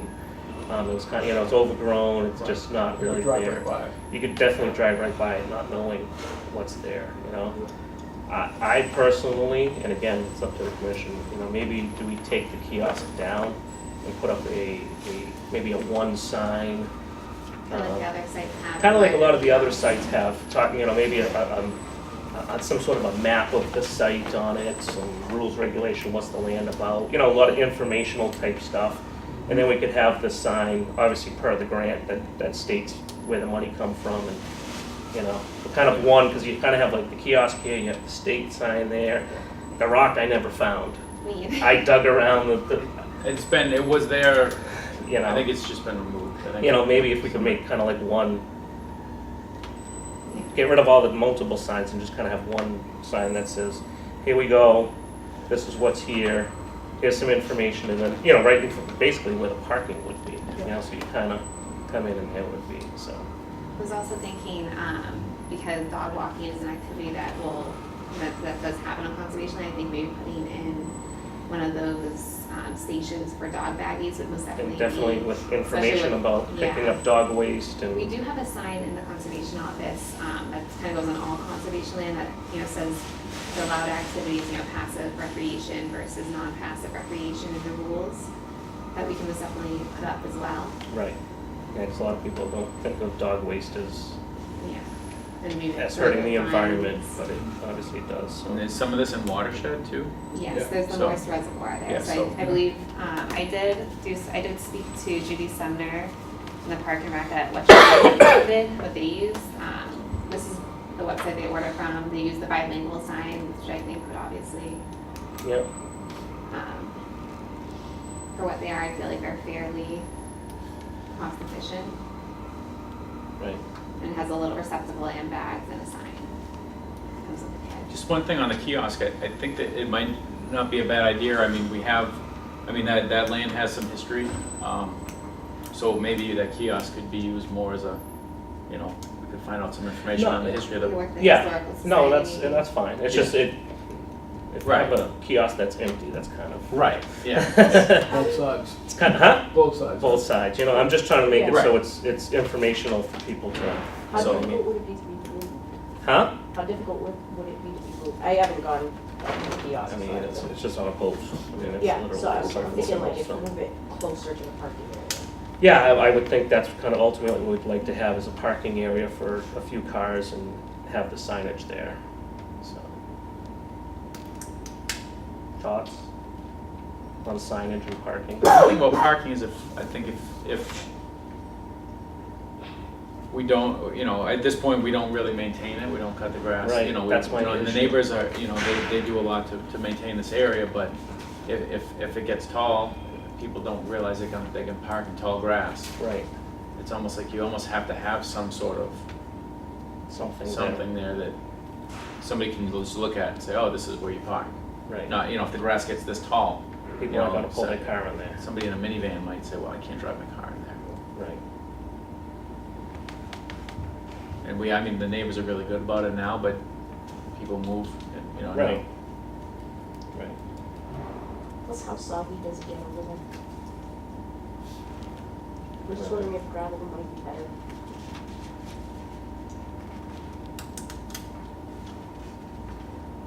Now, DPW only maintains this per our request, like the meadow, like if we ask them to mow, they'll go up and mow. I could see Yeah. if we'd be able to maybe get on a schedule with them. Yeah. Summer new mow. I just wanna make it as maintenance free. Right, that, And I don't want it to be a problem, I just want it to look nice, but kind of be maintenance free and not, you know. You know, my envisionment would be some sort of order, maybe a couple boulders or some log, and then some crushed stones. Maybe for five, huh? Kind of state park. Kind of like a state park type thing, you know what I mean? And just kind of position it to say, okay, this is where we want it. It's gravel to, you know, crushed stone. Grass will still grow up through it, but it won't be like you're talking about. I think it'd be maintenance free at that point, and it may, all right, so. Thoughts? Seem awfully quiet, Brad. In the building department, Angela, is there somebody who's familiar with AAB requirements for parking lots? Yes, I believe Bill and Peter are both pretty familiar with them. Can you see if maybe we can get an opinion as if we have to be AAB compliant if we construct something there? I do believe, I did read something in some, in the meeting notes and within the notes on the file that Wendy Wick said downstairs is that because we have so many,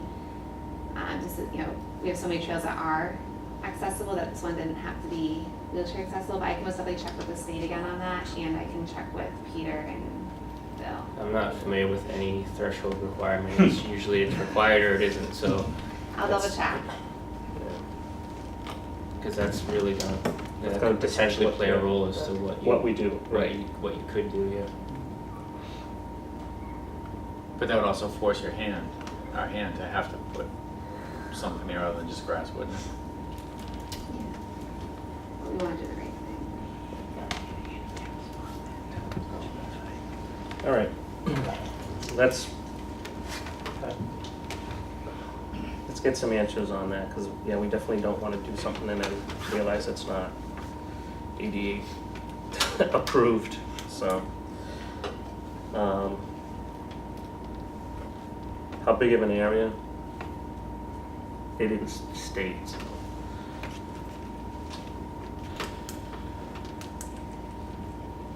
Five parking spots, I think, would be more than, you don't want a parking lot there, obviously. Right. But I think like 5. And if more people show up, they can obviously park on the grass and Yeah. areas like that, you know what I mean? Yes, sir. Peter Giswaldi, 228 Hill Street. Just as you're speaking about the parking, and I heard the engineer state earlier that the parking spots have to be the 9 by 18. So I don't know what the setback requirements are, side yardage between the two private owners on each side, but that will certainly diminish your parking in that area if you're seeking parking to get 5 spots there. Right. So you plan on doing a survey in that location? Yes. And also, will there need to be handicap spots? That's That's kind of what what we're they- talking yeah. about. We gotta figure that out. If it's required, then we're gonna have to I'll make check it on the survey, handicapped, and so- if That not, would make it, you need a bigger spot besides 9 by 18 for handicap, I believe. yeah. So that, again,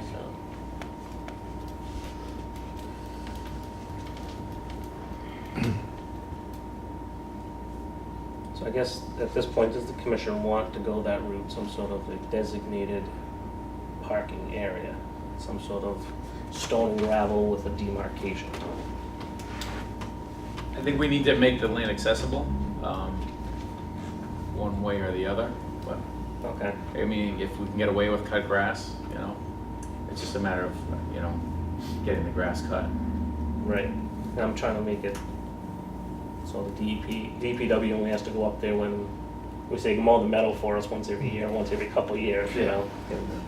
Because they'll never do it, you know? Yeah, they've got so many other places. Yeah, they got other places, they're not gonna go mow our parking spot, you know what I mean? I do know the Park and Rec does have some people who do maintenance on some of their properties, like, I could talk to Judy and see if maybe if we did go the grass route, they can mow ours Right. as well, Okay. since All right. Yes, sir. My name's David Erickson. I'm from 202 Hill Street, so I abut the property. That's my barn, that's my trailer. I would be glad to move the trailer. There's never been a survey, so I've never known where my front corner is. I only guess. But if you put a spot there, the trailer will be gone the same day. I offer that.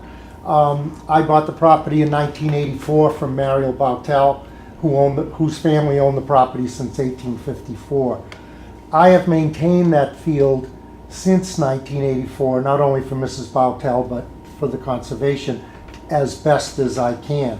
I have worn out a very heavy-duty Gravely tractor mowing that land. It's a rough piece of land. I mow it as much as I can. I keep it so that it still looks like somebody lives there. Actually, this time of year, I like to let it grow long, as I've let my field grow long because of the Queen Anne's lace. It's beautiful. And then I knock it all down in the fall. I don't have any problem with a parking lot there for people to enjoy the magnificent piece of land that I've enjoyed since I've lived there. Amber and I use it all the time. I'm the one who's mowed the path for years so that you can access the far back corner where the trail begins. Amber has repeatedly marked all the trees with the red paint for years. She loves the snowshoe up there in the wintertime. So we've kept it as best as we can. If I had a better machine, I would do it even more. But my machine is worn out, and I just, it's an expensive machine to fix. It's a wonderful bulldozer of an old Gravely. That being said, as far as the parking in the front, I want to address the kiosk first. Kiosk has been there forever. To my recollection, there's never been a piece of paper attached to that kiosk. Never, ever, ever. It's always been just a brown two-post kiosk. I could be wrong, but... I think you're right on that. Okay, so it would be wonderful if there was, a definitive map there to show people how to get up to the back, explain, the dog issue, which has been a problem, my front yard, as well as the conservation land. You have to pay attention to the swale that runs in the front of that field. It starts very shallow, if almost invisible, at approximately where the property line is, kind of where the trailer is. But as you go toward Mr. Flynn's, it gets deeper and deeper. That was intentionally put in by the city when they did quite a bit of drainage work there. There's those big manhole covers and everything that, because if that swale isn't there, the whole street floods in the wintertime. We've had some pretty serious ice and flooding on there. That hill is all springs. It was one time Bautel Spring, Bautel's bottled water, there's still a little shed up in the woods where the pipe came out of the woods, where the Bautel family filled water bottles and sold it to people in town along with their milk. So you got to be careful of the drainage. I don't think you're going to get more than 4 or 5 spaces from wherever the property corner is before the people are going to have to dip into a swale to get a parking spot. So that would be my concern. And I think that's if I were you. No, and I think that's exactly what we're saying is, we don't, and again, I'm just one member of this commission, but, I don't envision this to be a parking lot. We don't want it to be a parking Yeah, lot. We just want to have a place But where. I mean, 4 or 5 spaces seems. So when people drive up, I drove up to your house and I was like, I don't know where the property line is. I'm gonna Neither stay do off I. the I've moat. lived there I'm gonna stay off the moat, 'cause it 35 might be years. his, and I kind of parked in front of the kiosk, and so that it would. We're just trying to save, a few spaces, so when people pull Sure. up. But again, that, be mindful of that swale and the drainage, Yeah, and we would definitely do that, So. I was gonna say that the rock is still there with the tribute to Mario Bautel, who caretake that land for many, many years. It's totally overgrown with poison ivy. That's probably why I couldn't find it, because I wasn't going in there. I am, for one, also allergic to poison ivy, and I think my neighbor Steve is even more allergic than I am. So the rock, I don't know if it's legal to go in there and spray, Roundup or something on it. I'd do that in a second if you said that wasn't against the law, but I don't want to spray any chemicals like that on land that's not my own. So I've never done it. But there's a wonderful triangular rock there that Jody Murray had inscribed, by a gravestone guy that attributes Mario Cutler to the person who maintained and shepherded that land for a long, long time. I think envisioning, after visiting that site and having all these discussions, it'd be nice, I think, to have, instead of having all these signs kind of scattered throughout, to have, a kiosk with some information, another new sign put in along with the existing state, the rock. Obviously, Bautel, it says right in the grant, we need to have that. It should be there. It is She's there. the one that, but we can't find it. That's the problem. Because, but to have it visible so when people go up there, they can realize that this 100 acres was Bautel property, So all of that. that's my positive, in the negative. Security. I have had 2 expensive log splitters stolen from my property. Right behind my barn, people have actually backed right up, stole the first one. I bought a second one. The second one, I kept it chained with a huge chain to a 400-pound fork attachment that goes on my Bobcat. They backed up with a ramp truck of some sort, the police thought, and took both the log splitter and the Bobcat forks without unchaining. Just dragged it all up the ramp. So my concern is that the more people that come along there, the more scrutiny there is to my property and my stuff. I store a lot of valuable antiques in that barn. I'm in the antique business. I'm an antique collector of many things. So I'm concerned about, strangers, coming,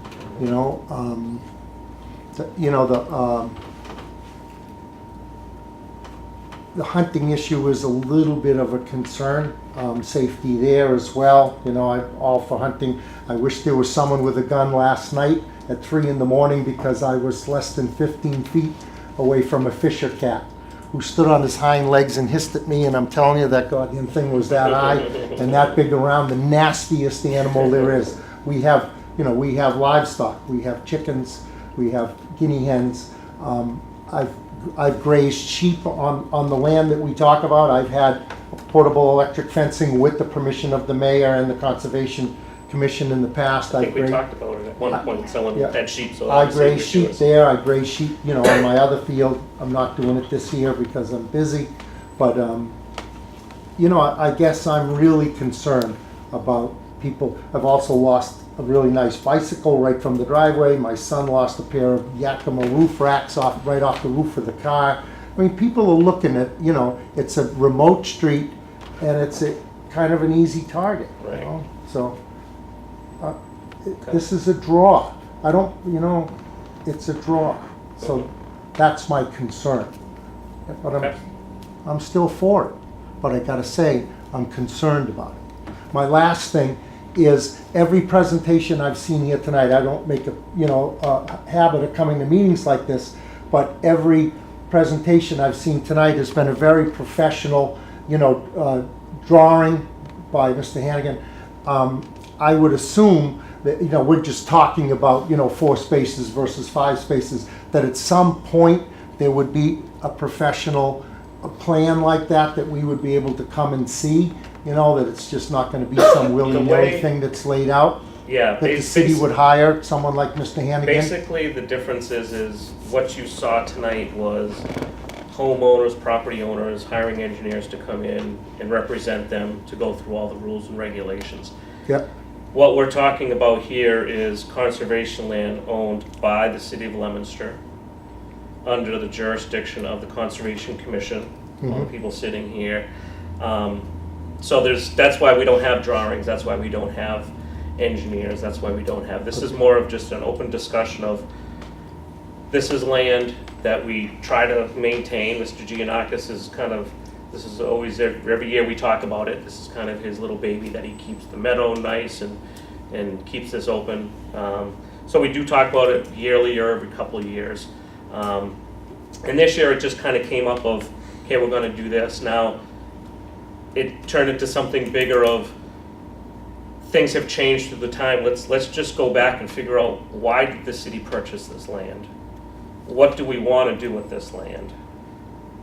How do we want to present it to the public and go from there? So a couple questions did come up. Why is this all of a sudden a problem? It's not a problem. We're just trying to figure out, the city spent, and please correct me, $250,000 in a grant and $900,000 from city money, or was that the total purchase? They knew a lot of money was spent in purchasing this piece of land No, I'm to well open aware. it up to the public, Yep. the city of Leominster, for conservation land. We just want to make sure that this residents of Leominster in the area has access to this. And we do want to hear all your concerns about, say, I was in your backyard, not really, but I walked up that path and I'm like, is this his yard? Is this not his yard? Is it?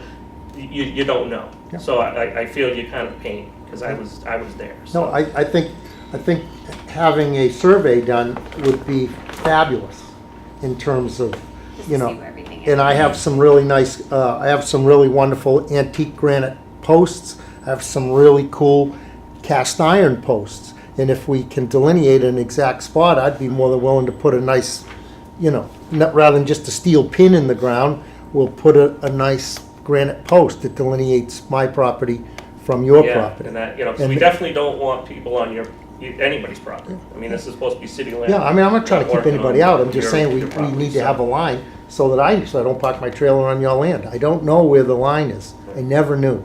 So that's kind of the difference you see here. This is more just an internal discussion of what direction this commission wants to take this land. You know, we don't have engineers. We do need to address the parking. I don't think anybody here wants to see a 20-spot parking with, you know, this is supposed to be for the environment and let people enjoy the environment. So as little as possible, but let's get people some access.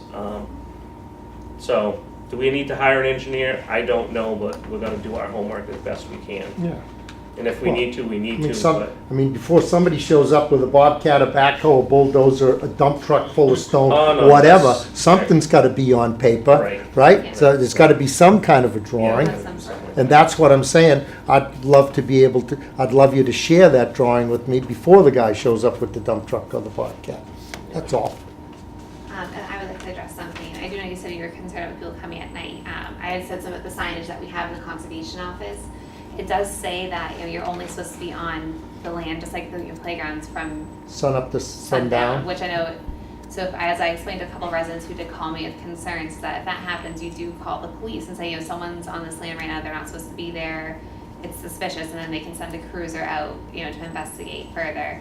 As well as, I do know that the one caveat that is that the Park and Rec does host night walks, and Hill Street is on their list of groups that would host night walks, but that'd be obvious an anomaly. You'd see more than one car. You'd see probably 5 cars there. Right. So, A beautiful spot. It's Never Land up there. It really is.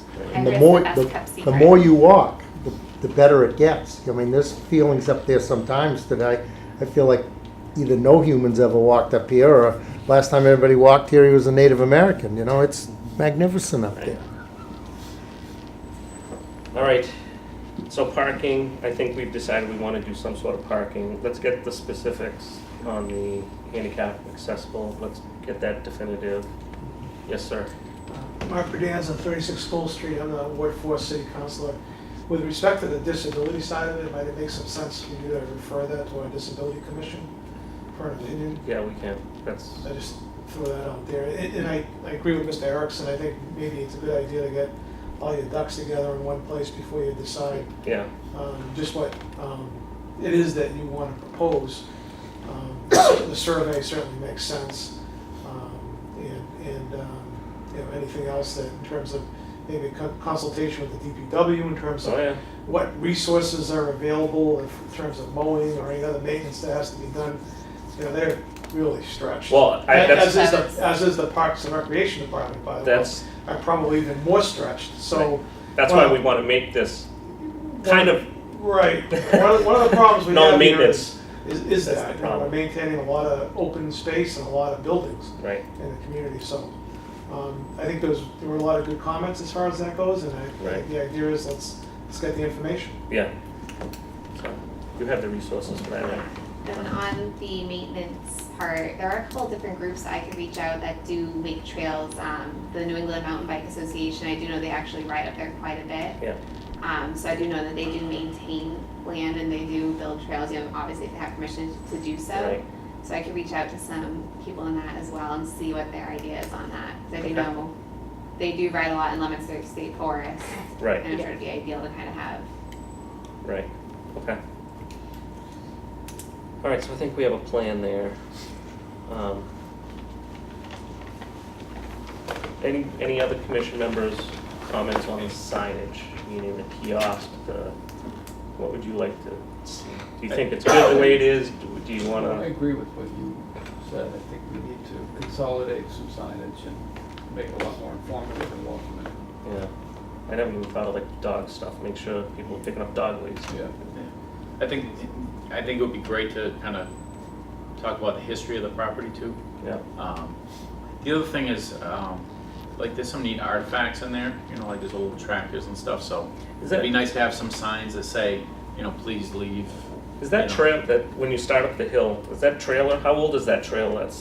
You up from your house up? Oh, that was Mikey Gazzonio's. The flatbed trailer on the left? Yeah. Oh my God, that was Mikey Gazzonio, lived right near Rockwell Pond. He's long gone, but he had a little bulldozer and a little backhoe, and he was Mariel's maintenance man. He did everything for Mariel, and he kept that trailer up there. And of course, Mariel passed away, and the trailer has stayed ever since. Talking about different farmer equipment and some Yeah, stuff it's in the kind of woods, funky. just- You know, it's like a homemade trail. It's kind of funky looking. I don't think it's bothering anybody. It doesn't leak No, oil, doesn't leak oil or anything. You know. I took a picture. That's kind of what Larry, Yeah. I guess you're getting at. Is there's some cool stuff up there that if you actually walked around, you'd find. Oh, there's a wonderful, old milk bottle dump up there. I've found I've got a whole collection of Bowtel Farm and other farms from Leominster, old milk bottles that I've found up there. Purple glass ones, you can see pieces of Oh, yeah, purple yeah, glass. the glass turns from the sunlight. Where I grew up, But, a lot of the trails had cool different artifacts. Like there was some wind chimes up in the woods you could hike up to, and on the kiosk there was a sign like, you can find this artifact by traveling this path and this path. So that may be something we can put into the kiosk. I know you took a few pictures of other signs around Leominster and other surrounding. Some friends back home. You know what I mean? It just gets so we can. A lot of them were like wood carved signs just hanging on trees saying, this was, the tractor, and have a little history there. Be kind of cool and sort of historical. And I'd like to get some sort of a picture of what a big sign out front, kind of what it look like. What that might look like. And that trail that starts you know, in the field, at the back corner of the field, if you follow the red dots, will take you to the Manusnock Trail, which is the big trail that goes crossways that you can go for miles and miles and miles on that trail. But it's really a nice connector, you know?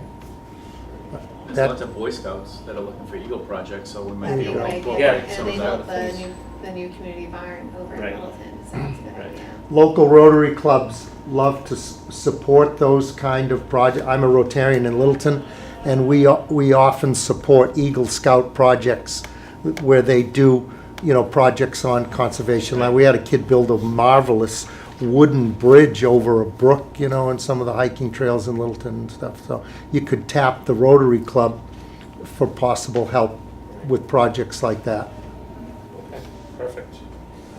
Any other discussion on signage or parking? All right. Yeah.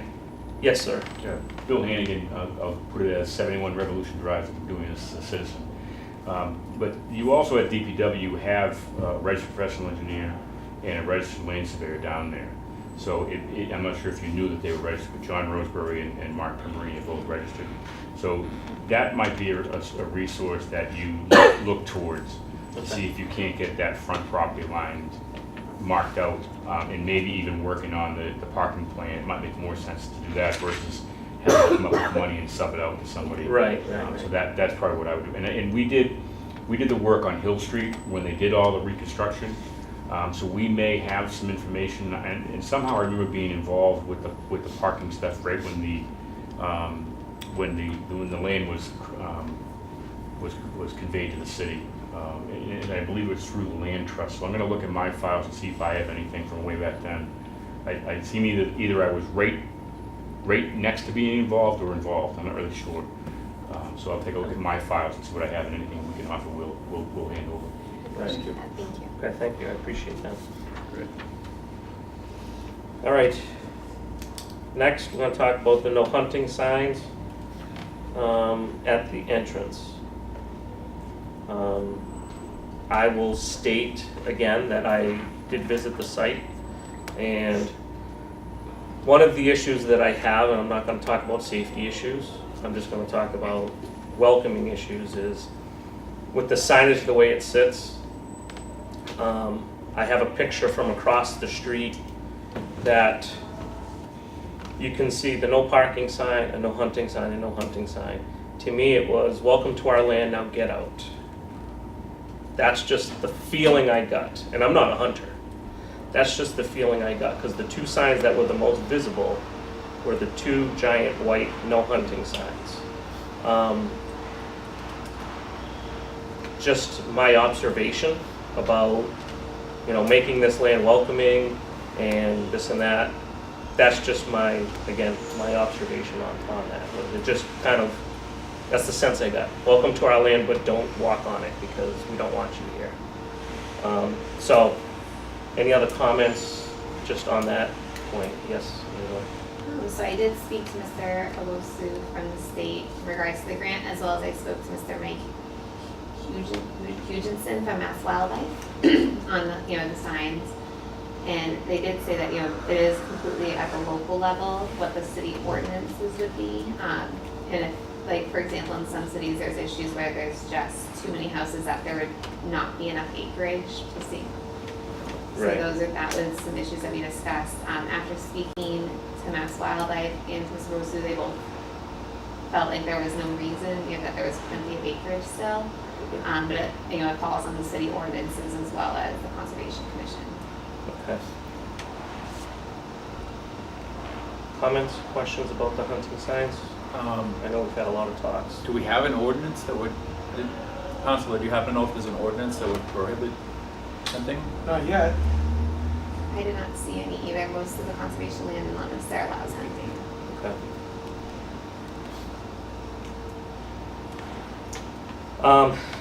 Something else, again, safety is a big issue. So one of the points of me taking a walk, and if I get winded, please stop me.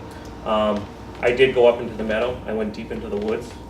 I put myself in the position of someone coming in from the other way. The first house that I could see coming from the other direction was this gentleman's house. as I was coming down the path. And I was probably within 100 to 125 feet of your house, the back of your house. That was the first house I could see. That obviously is well inside the 500 foot of gunfire or firearm. Again, like I stated at the last meeting, for safety wise, a lot of people brought up, have them come in from other areas. If I was a hunter and coming in from the other areas, if I see a deer in that meadow, I'm probably gonna shoot a firearm because I could not see a house. I did not know where houses were. Coming in from the roadway, it is very obvious. You have 178, your house on the left, you have this gentleman's house on the right, you had to obviously drive by this houses across the street with small children. You definitely know that there's houses there as a hunter. So from my perspective, coming in from another way is a lot more unsafe than knowing that there's houses we need to go deep into the woods. So that's just my opinion on this. Yes, sir. Steve Flynn, 178 Hill. I can tell you for a fact, because we live up there, since the signage went up and the hunting was stopped from there, it's substantially safer than it was when hunters were going in and out of that properties. A lot of even the abutters had made comments about how much better things had been, the firearms, the hunting right in the backyards is not been an issue since those signs went up. Now, with that said, when those signs went up, I know you said aesthetically pleasing, I believe those were supposed to be temporary signs, and something that was a little bit nicer at some point was going to be made to put on the conservation sign or the kiosk. So I think those were a temporary solution just to get the signage up once it was agreed on what was going to happen there. So, you know, we all agree that those signs are not nice looking signs. However, the same thing can be accomplished with something that fits the theme of the land. Okay. Comments, thoughts from the commission? I agree with you, Mr. Chairman. When I walked that site today, I walked in at the sign that says Leominster Land Trust rather than the kiosk. That's the low brown sign. Right, closer to the light. Correct. I walked across a very small meadow where we would think about putting some parking spaces. It was all clean as waste. I walked up the path, and every 50 feet I'd turn around and look to see what I could see. Granted, hunting season, you're going to see a lot more because the foliage is down. Correct. But if you're up to the top, the edge of that meadow, even with the slope of the land, you're not going to see those houses. So if I'm a hunter and I'm coming in like down from the reservoir area, you have no idea what's there. Right. None. It's a very dangerous situation. That's what I would think. Okay. Why couldn't there be a line of signs that say, you know, that delineate the 500 foot? It wouldn't take much to put, you know, just 3 or 4 signs along that field wherever 500 feet is from the road or from the back of my house or the back of Steve's house, whatever. We did speak about that at the last meeting. The only problem that this commission has is things change through time. So if we went up and put a couple signs up in the woods at the 500 foot marker, Yeah. if something gets built, another structure gets put closer to your property line, now that changes because it's all about structures and property lines and stuff. So it was talked about. We just don't want to be that organization that says this is the line because if it changed. Private parcels up there too. Right, and there's a couple private parcels. I did address that with Mass Wildlife, and I did speak to Mike. He said that they can come up and hang up the signs, that they haven't really had any issues with that. Because typically what you do when you have a parcel land is that you walk the land, you know, every couple months to make sure that everything is where it's supposed to be and make sure things are being maintained appropriately, make sure there's no encroachments, for example, or any damage to any properties or signs. But he did understand the concern with that, where that would be a risk. But he said he hasn't really seen an issue with it. Okay. Yes, sir. You know, about the signs, I'm Joe Cadet from 242 Hill Street. About the signs, I mean, we spoke about the signs before, okay? I mean, what is the big deal of having a posted sign saying no hunt, you know, beyond this point? If somebody builds a house, you know, they're gonna see that sign anyway, it doesn't matter. I mean, it's one house, and we're talking about the residential, the safety of the people that's up there now. We're not talking about the new residents coming in. You know what I mean? And besides, whatever you put that sign, if they're gonna go in there, they're gonna be 500 feet away also. Because they're not gonna go inside the, you know, the conservation lands, you know what I'm saying? So they're gonna have a boundary right there. Yeah, they can't go over that, or closer to the 500 feet. I'm not talking about you're gonna do it from the street over, you're gonna do it from the back of the properties over for 500 feet. That's my main concern, is about the safety of everybody. And if you posted the signs up there, I don't see the big deal, you know what I mean, I really don't.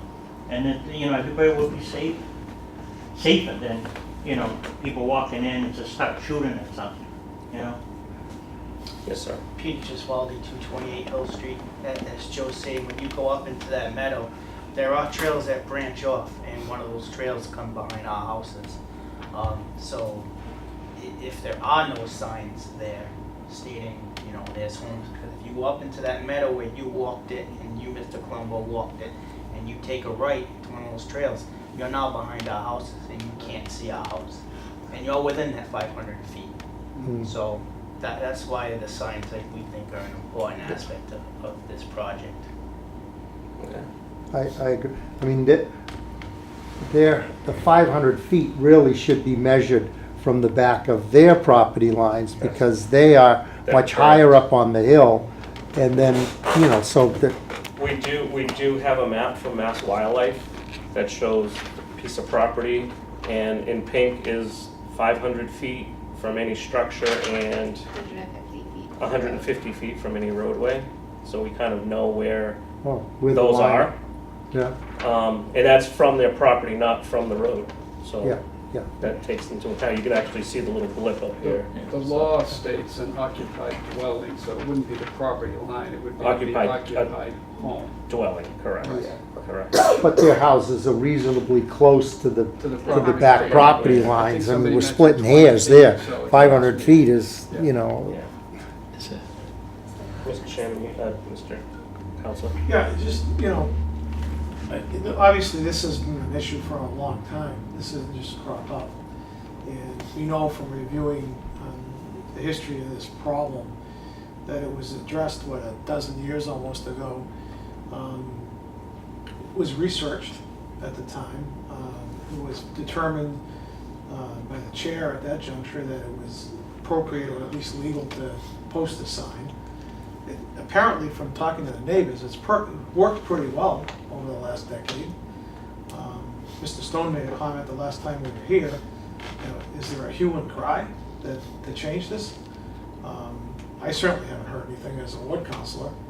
So, you know, I think in this particular instance, you know, that the neighborhood should be given some deference here. I don't construe that sign to mean that a hunter can't park their car there, walk into the appropriate place and hunt. I believe the sign says no hunting at this entrance, correct?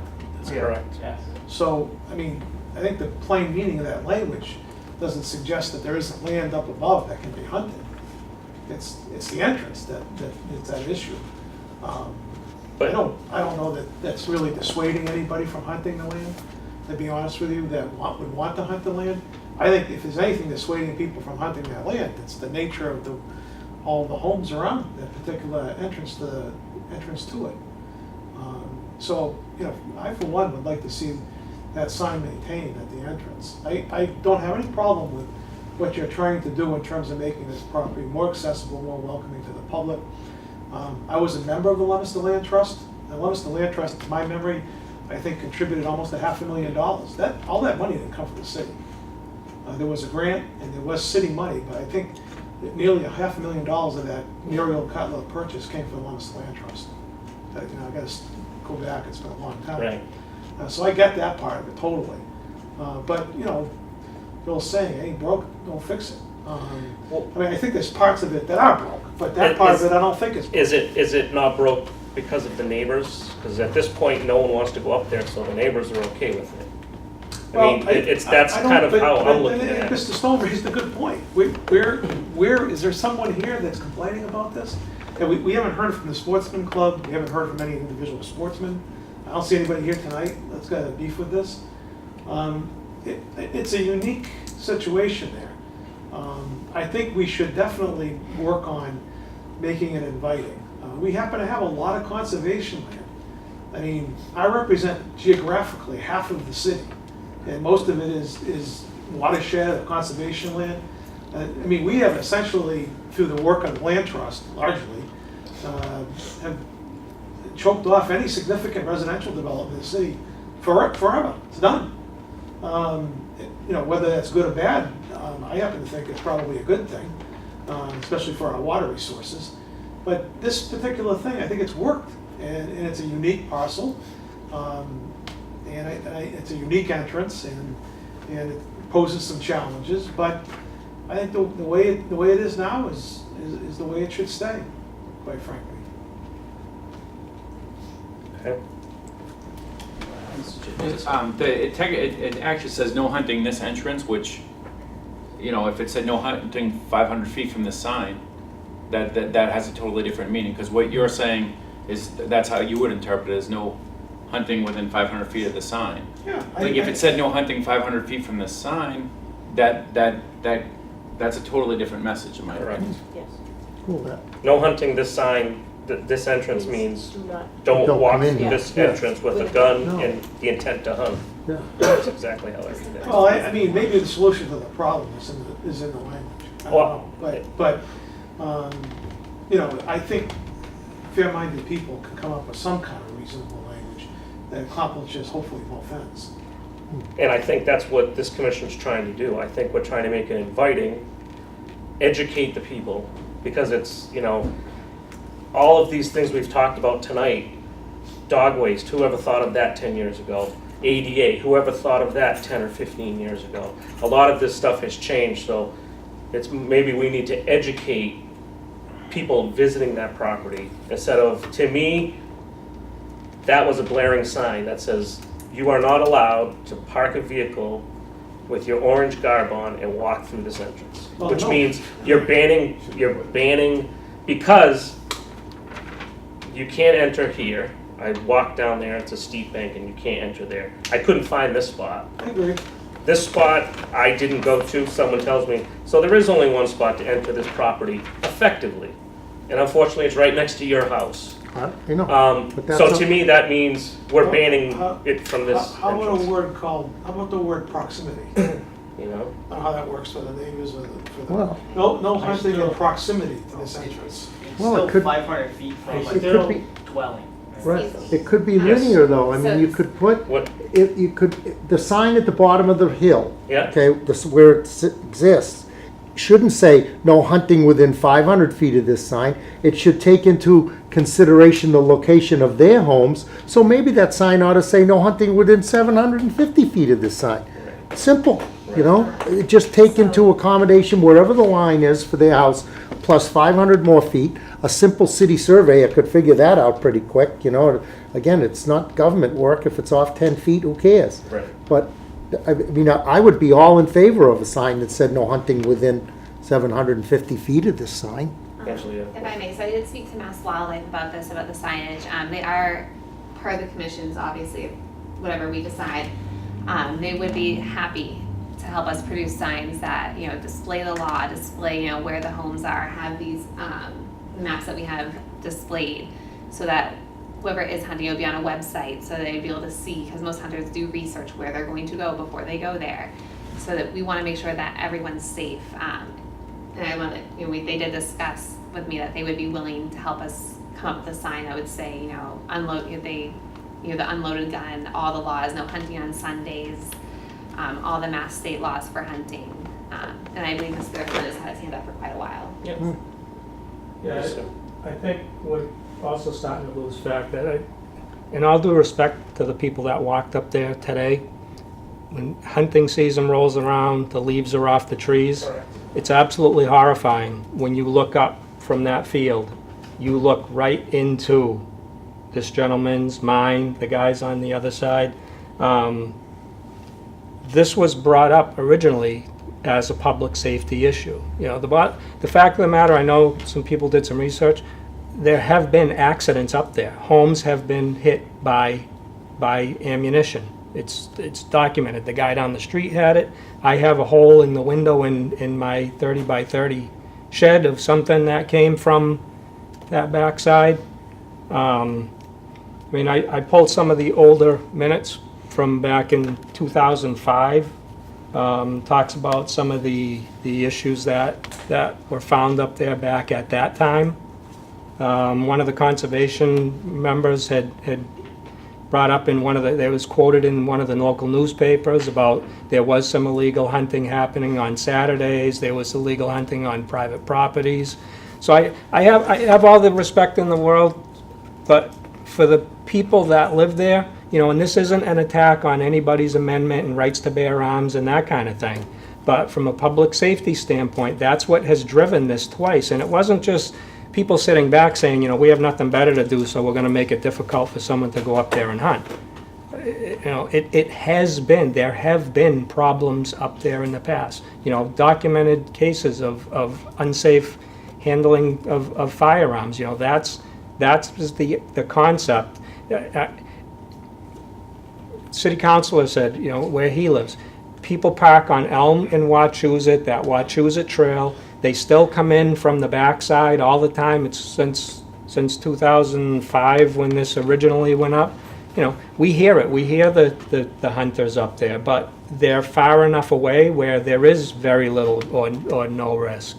You know, this is flatline. It's a public safety issue, and it's, you know, it's documented. I mean, some of the people that were on the commission, there's even in the minutes, there's discussion about working with the Leominster Sportsman Association, where the board of directors at the time even talked about getting involved to help keep people out of there and make it safer for the people in the neighborhood. So, at this point, we're just trying to assess the property. Again, I don't want to speak for the commission. At this point, we don't want to ban hunting from this 100 acres, because if we do it here, then everywhere else. You're not banning hunting. They come in from the backside. I'm sure they go out through private residence or wherever. I mean, they're up there. It just takes the firearm, the risk. And the bottom line, they call them accidents for a reason. No one ever intends to commit an accident, right? That's what we're trying to prevent. And it's, you know, especially if you want to come up to my house, I'll show you. You know, I can display it to you. I think we just discussed the fact that this sign doesn't actually say that hunting isn't allowed at this entrance, that it's only allowed within so many, you know, within the general proximity of the entrance. I think that's what was discussed, that it's not actually stopping the activity. No, the original proposal that was voted on a couple occasions, and we have some video that we have that LATV pulled for us, you spoke on it as well, was, you know, just to take and eliminate the parking and hunting from that particular, let them go to the more remote areas, come in through the backside, hunt from the perimeters. That was what the whole agreement was, and it's come up a couple times through a couple commissions. It's been, you know, right in the minutes here. It says it was voted on unanimously. We have video from 2007 where it came up, and you know, I know everybody has their own views on it, but you know, we're the ones that live up there. You guys, you visited it. You even said once you're not familiar. I mean, we live there. We know what goes on. We know what's taking place. We've seen it. We understand that as this commission and in charge of this property, we're trying to do what's best for the city, its residents, and all of the residents in the city that have access to this land. So we do have to take into account your concerns, along with the city and the land trust didn't spend, sounds like it's over $1 million for this property, for it to be closed to the public. That's a play on words. I mean, come on, be fair. We're not closing it. We don't want to close it properly. We want to keep it open. We do. We want to make it access to everybody. The only thing that we... You don't want hunters. That means we're banning hunters. No, That entrance. Where else are they going to enter from? Wachusett Street. where you No, but already they have have a to- kiosk there with the trails, just like you're talking about at this entrance. I'm That sure was- everybody here has walked that entrance. I actually have, and there is no parking at that entrance. There's parking, because I bike and I see it all the time, but there's parking. There's no parking And signs. there's parking just like there is now on Hill Street. If you're concerned about it, you can address it in a forum just like this and put parking there like you want to do at Hill Street. No one's saying not to put parking on Hill Street. We're just asking that you keep it intact, no hunting this entrance. That's it. That is it. Yes, sir, in the corner. David Flynn, also 178 Hill Street. Just to clarify, the incidents that originally brought this up was someone loading a gun in that entrance pointed at 178 Hill Street. So just because it's, signs say no, doesn't mean people necessarily follow it. It is a precaution. I would also argue that you say no hunting this entrance means no one go up. I would argue that it means I'm safer to go up here because I can walk my dog without fear of having, hunting right there. The other thing is that field, it's not only 500 feet within a dwelling, it's also 500 feet plus elevation. So, just because the law says 500 feet doesn't mean it is safe to be shooting there. Correct, and looking at this map, the majority of that is in the 500-foot. No one should really be in that field hunting anyway. Most of the big upper field is within the 500-foot Most range? of it is according to Really? this year. I mean, I don't know what 500 feet looks like, so. There's a little blip that isn't, but the majority of it is. Thank you, Mr. hon. Stone, would you like to comment on? Pretty much the same way at the last meeting. Every entrance is the same. You're completely encompassed by the 500 foot. So it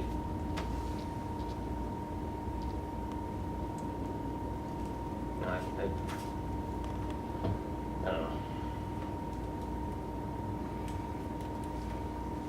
I think I just think if having this map, clearly displayed, I think is a huge.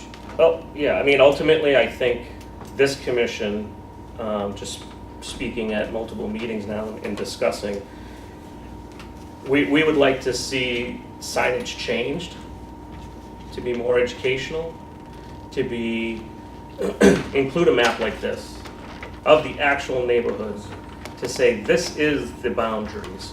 I don't think that's going to get decided tonight about this is what's going to be on the sign, but conservation land in the city of Leominster you can hunt on. Again, can they access from other things? We can argue that all night long. But we do want to look at your concerns, and I think the path we're trying to go is make it inviting to people. It should be open to that family that wants to take a walk, or the rec department that wants to take a night walk through there.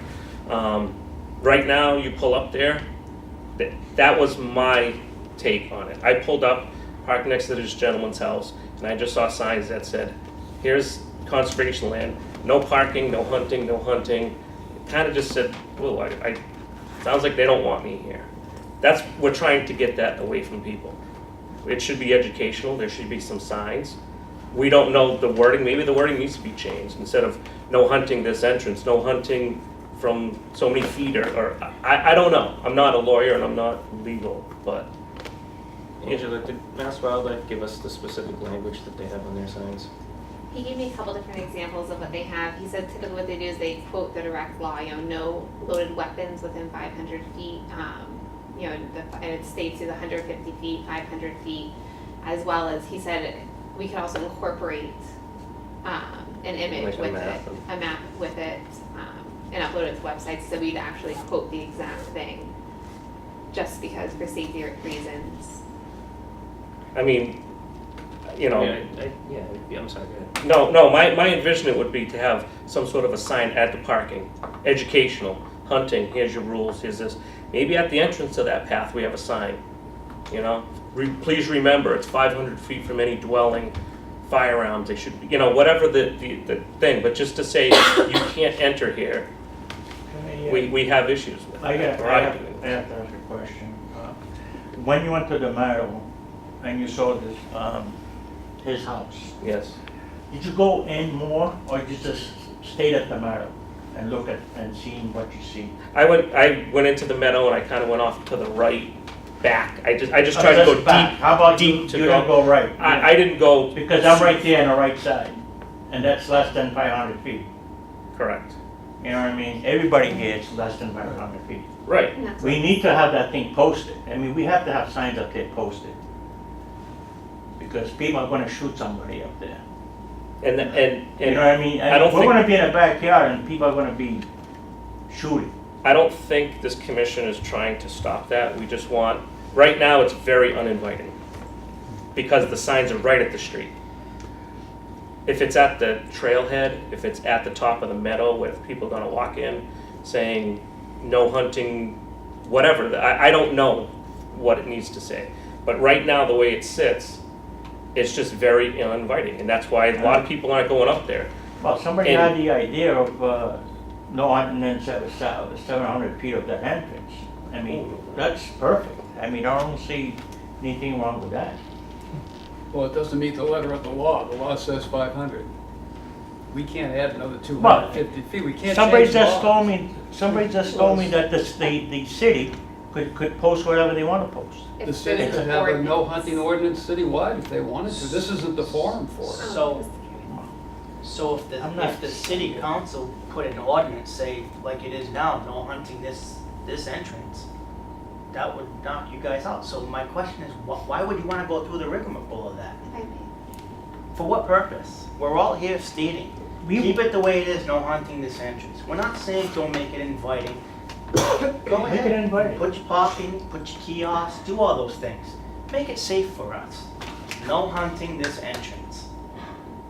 As it's been for years, decades. We want everybody to enjoy it. Believe me, we want everybody to enjoy the land that's back there, because I do. I enjoy it, and I bring my grandkids up there. You know what I mean? But, when somebody starts hunting, then that makes me worry. I mean, if you put that sign 500 feet, I'll know, you know what I mean? I'll know. I mean, that's the only problem that I have, my concern, is somebody getting closer to our houses and shooting somebody. Mhm. That's it, you know what I mean? That's that's the only concern that I have. I don't know how inviting it's gonna be when you have a family that parks there and a hunter comes in and parks next to him. Yeah. Walking up there with his weapon next to a family who's going to enjoy the property. That's not very inviting for them. I mean, I can't pick, we can sit here all night and argue about who should be on the land and who shouldn't be. We don't want to restrict anybody at this point, period. We're not saying It's just restrict. how do we. We don't want how to do we- restrict nobody. We don't. You know. I mean, we don't want to restrict anybody. We want everybody to enjoy the land up there. We do. We're only concerned about our safety. That's it. Mhm. That's Angela, my did you have concern. something? Yes. So in my discussions with Mass Wildlife and a couple other conservation agents who have residents that abut the property, they said sometimes the residents would put up signs on their property line, saying private property, no trespassing, as well as Mass Wildlife said that they would, they would most definitely work with us if we wanted to put up more signs. Okay. I have something to say about the property line saying no hunting, no nothing. Private property. What good is that? I mean, I'm 20 feet away from the land. What good is that for me if somebody shoots a gun 40 feet away? Well, if they, You know what I'm saying? I mean, I'm right there, that's We would no have good to for go us. in It's no 500 safety feet for and us. put up the signs ourselves. That's what you have to do. That's what we have to do. Mass Wildlife was going to work with us on it, but also if we have these signs at the entrance that state the laws, that state the rules, which the hunters should already know because they have to get a license to hunt. They have to do their research. You don't just decide you're going to be a hunter one day and walk out of the house with a shotgun. That's not how it works. They do. Well, But one thing oh, sorry, I thought you were done. No, go ahead.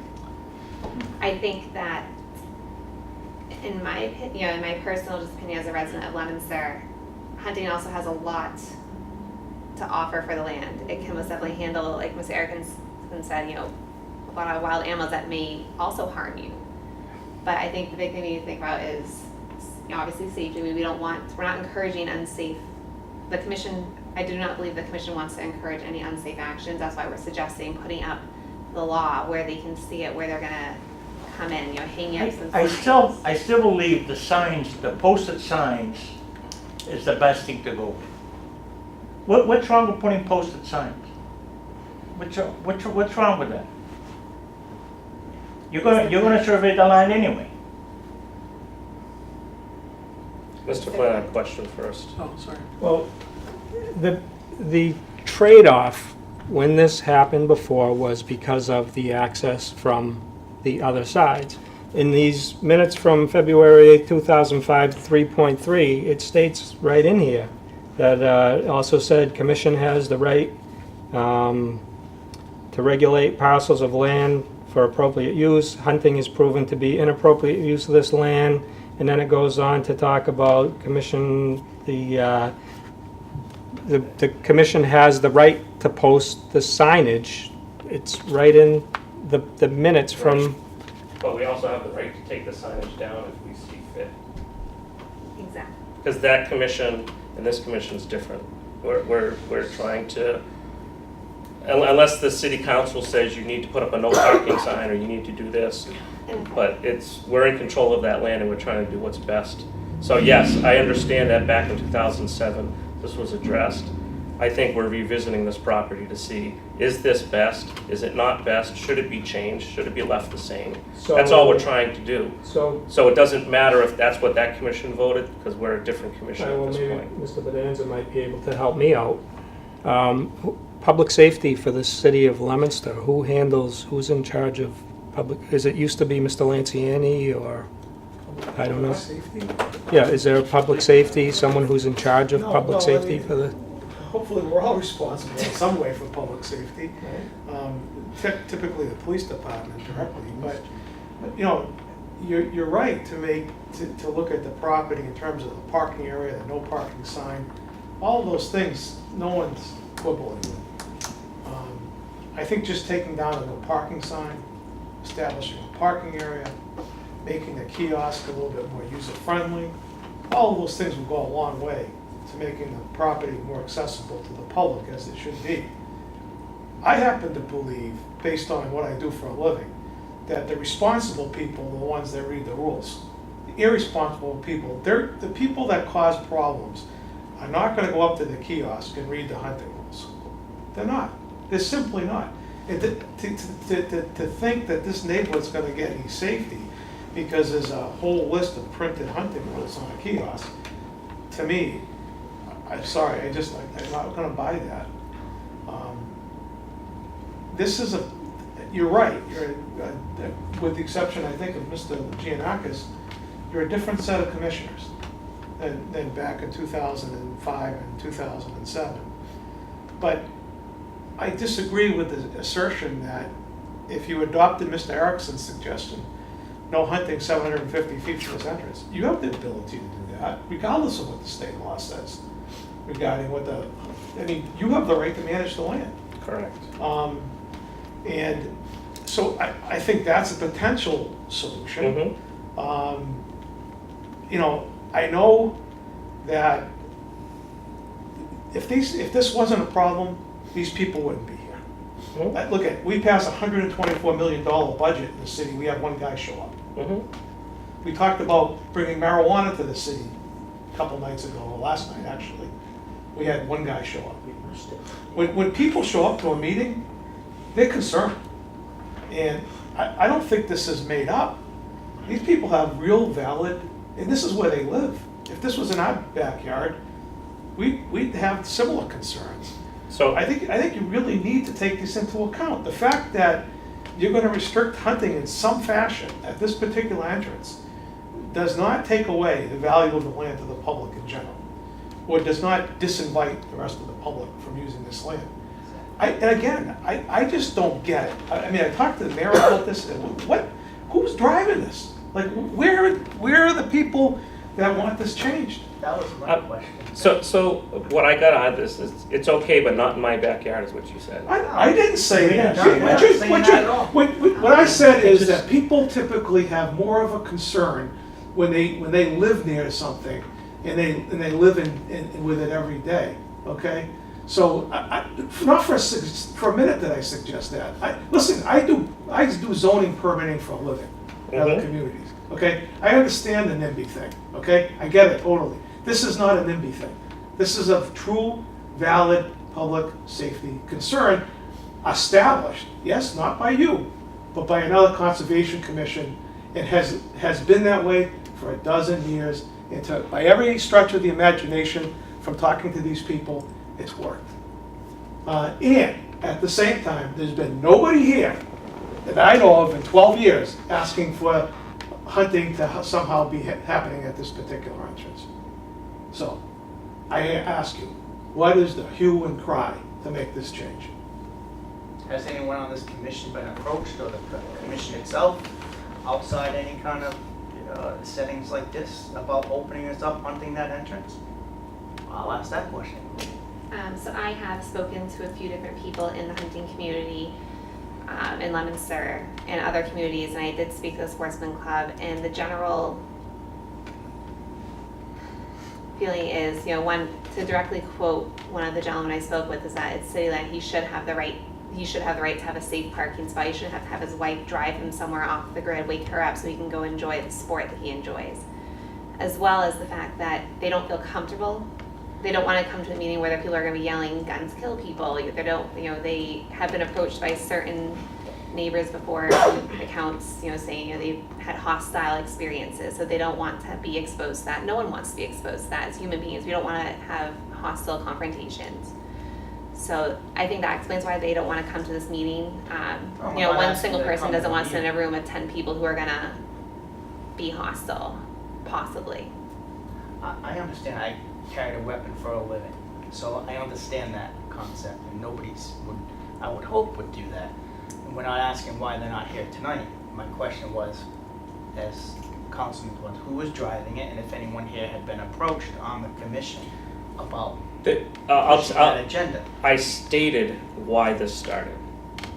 That meadow is talked about every year. Right. Every I'm just single saying point year. Regarding the hunting. I'm Can not I concerned speak, about sir? the other. Can I speak, sir? Every year this meadow comes up. We speak about it, no one shows up. This year it came up again. How do we want to maintain it? In the meantime, the commission said, this meadow's there, we want to maintain it, and let's keep it open to the people. And then the thoughts of all this signage come up about what should be in the kiosk. We started doing research. So no one did come to us. But at the meetings when no one's there, we do speak about our conservation land and how should we maintain it. What should we do with this parcel? Should we add a sign to over here on Granite Street, wherever our properties are? We do speak about them. So no one has come to us and said, you need to change this. We, as a commission, are saying, we want to put some effort into maintaining this meadow. And okay, while we're there, this really is not an inviting parcel of land. So we started doing research, and we started looking into it. We started talking to sportsmen's clubs and talking to wildlife and all these other groups. So no one is in here pounding their fist saying this is wrong. So that's what started it, is we do talk about this meadow every year. Every single year. I've been on this commission 8 years. Larry's brought it up. We talked about sheep and all this other stuff. So it's who's driving it? The people that sit right here is who's driving it. And all we're trying to do is, we own this parcel, we're in control of this parcel. What's best for the parcel? And the idea of it's just not inviting came up. And that's what started this. So all we're trying to do is, let's make it more inviting. Let's put it to where it was in 05 or 07, whenever that was voted and bought. And let's get it open to the people. If there's a safety issue, let's do it right. Let's not put up, again, I have a picture across the street. I got the sense of don't come here. So if you drive up in a family, see all these don't come in here, even though it says hunting, it's just not an inviting place to go. So people just aren't gonna go there. You guys are okay with it because there's no one in your backyards and no one in the fields and no one around, and you're okay with that. But, so the city owns all this land and no one's using it because it's very uninviting. That's what started all of this. We're not trying to help another group, or we're not trying to make it unsafe for you guys. We're just trying to manage the land that we're in control of to the best of our ability, to make it accessible to the residents of Leominster. That's what it's driving. Yes. Okay. The state recognizes that the commission has had the right and has the right to post that entrance, no Correct. hunting this entrance. Okay? Correct. So we have confirmed that. The We have sign, the right to post or not to post it. It's up to this commission. That's where it ends. So I did speak to the state, and he did say, he's like, you guys do have the right to put up the signage to restrict that one activity. But his concern was, and I did discuss with him in depth the fields, the area, is that it technically is still allowed because there's hunting allowed at all the other properties that do abut it, the ones that are not privately owned. And in his opinion, he said that he's not going to dictate whether or not we can allow it.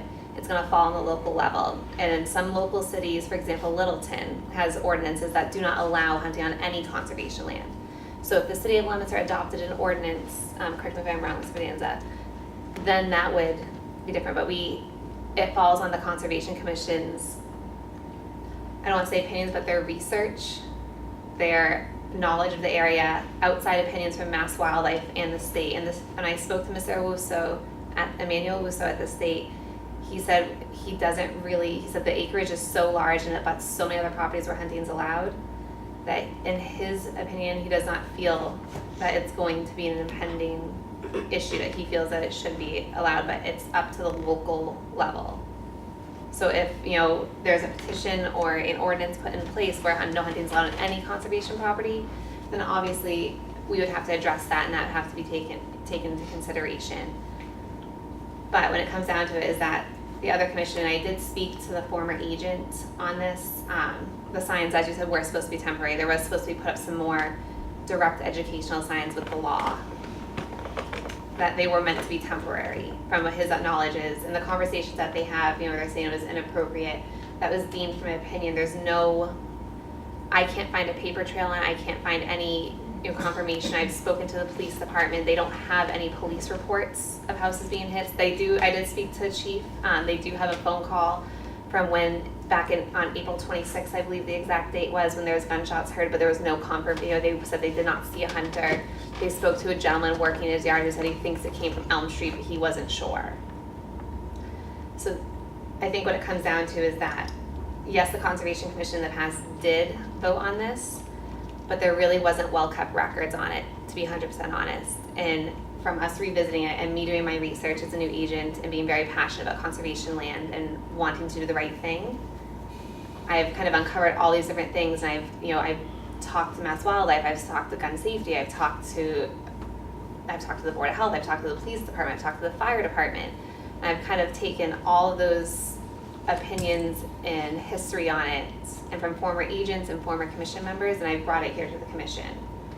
So while they did put the sign in the past, as you even said yourself, it was supposed to be temporary, and now the commission does have the right to change those signs, adjust the signs, take them down if they vote on it.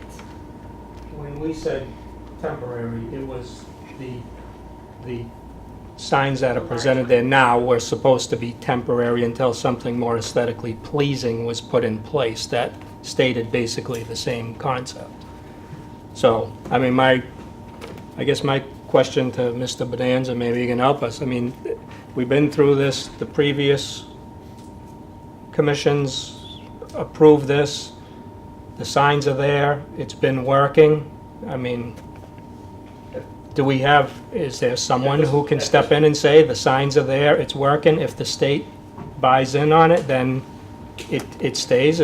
Can we go to city council? I think the agent said it correctly.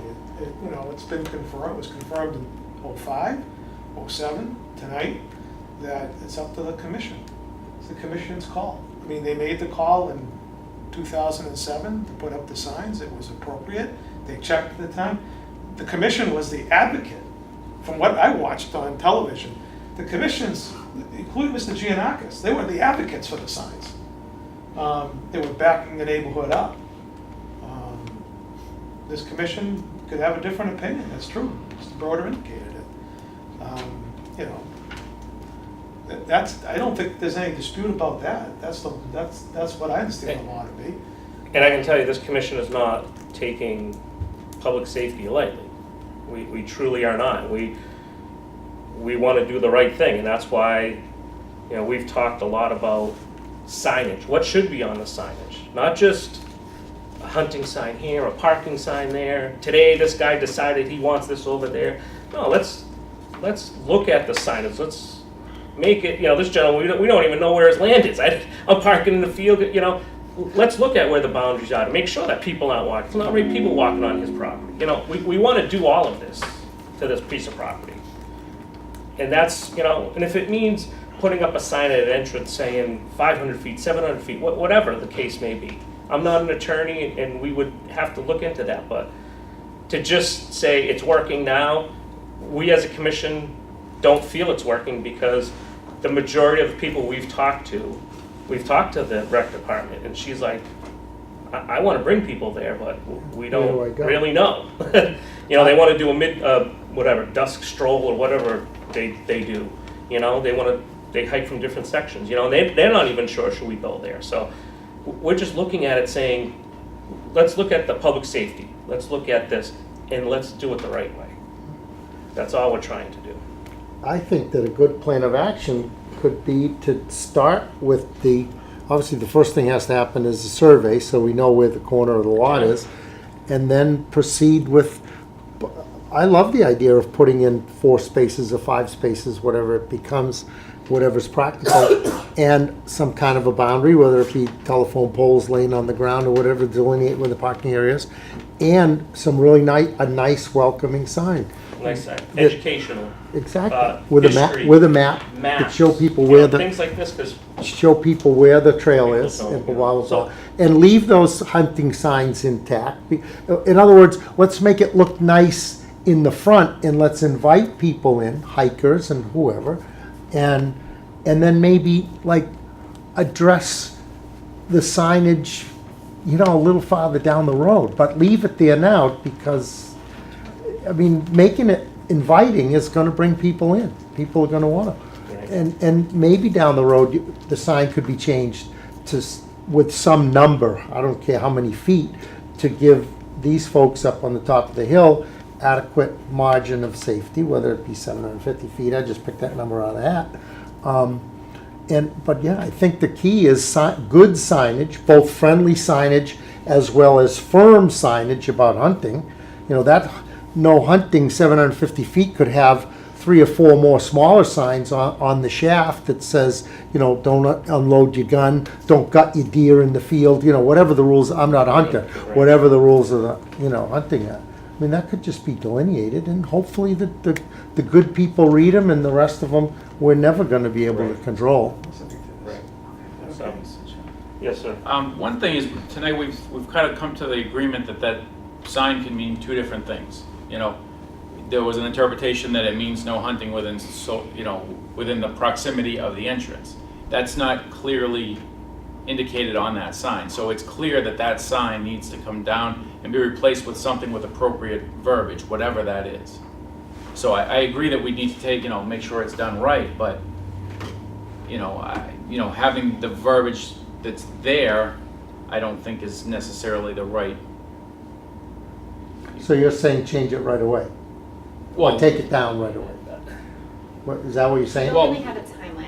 It's already been up there 10 years. Yeah, what I if mean, you leave we it there another don't year? have a timeline, and we're not saying take it down tomorrow.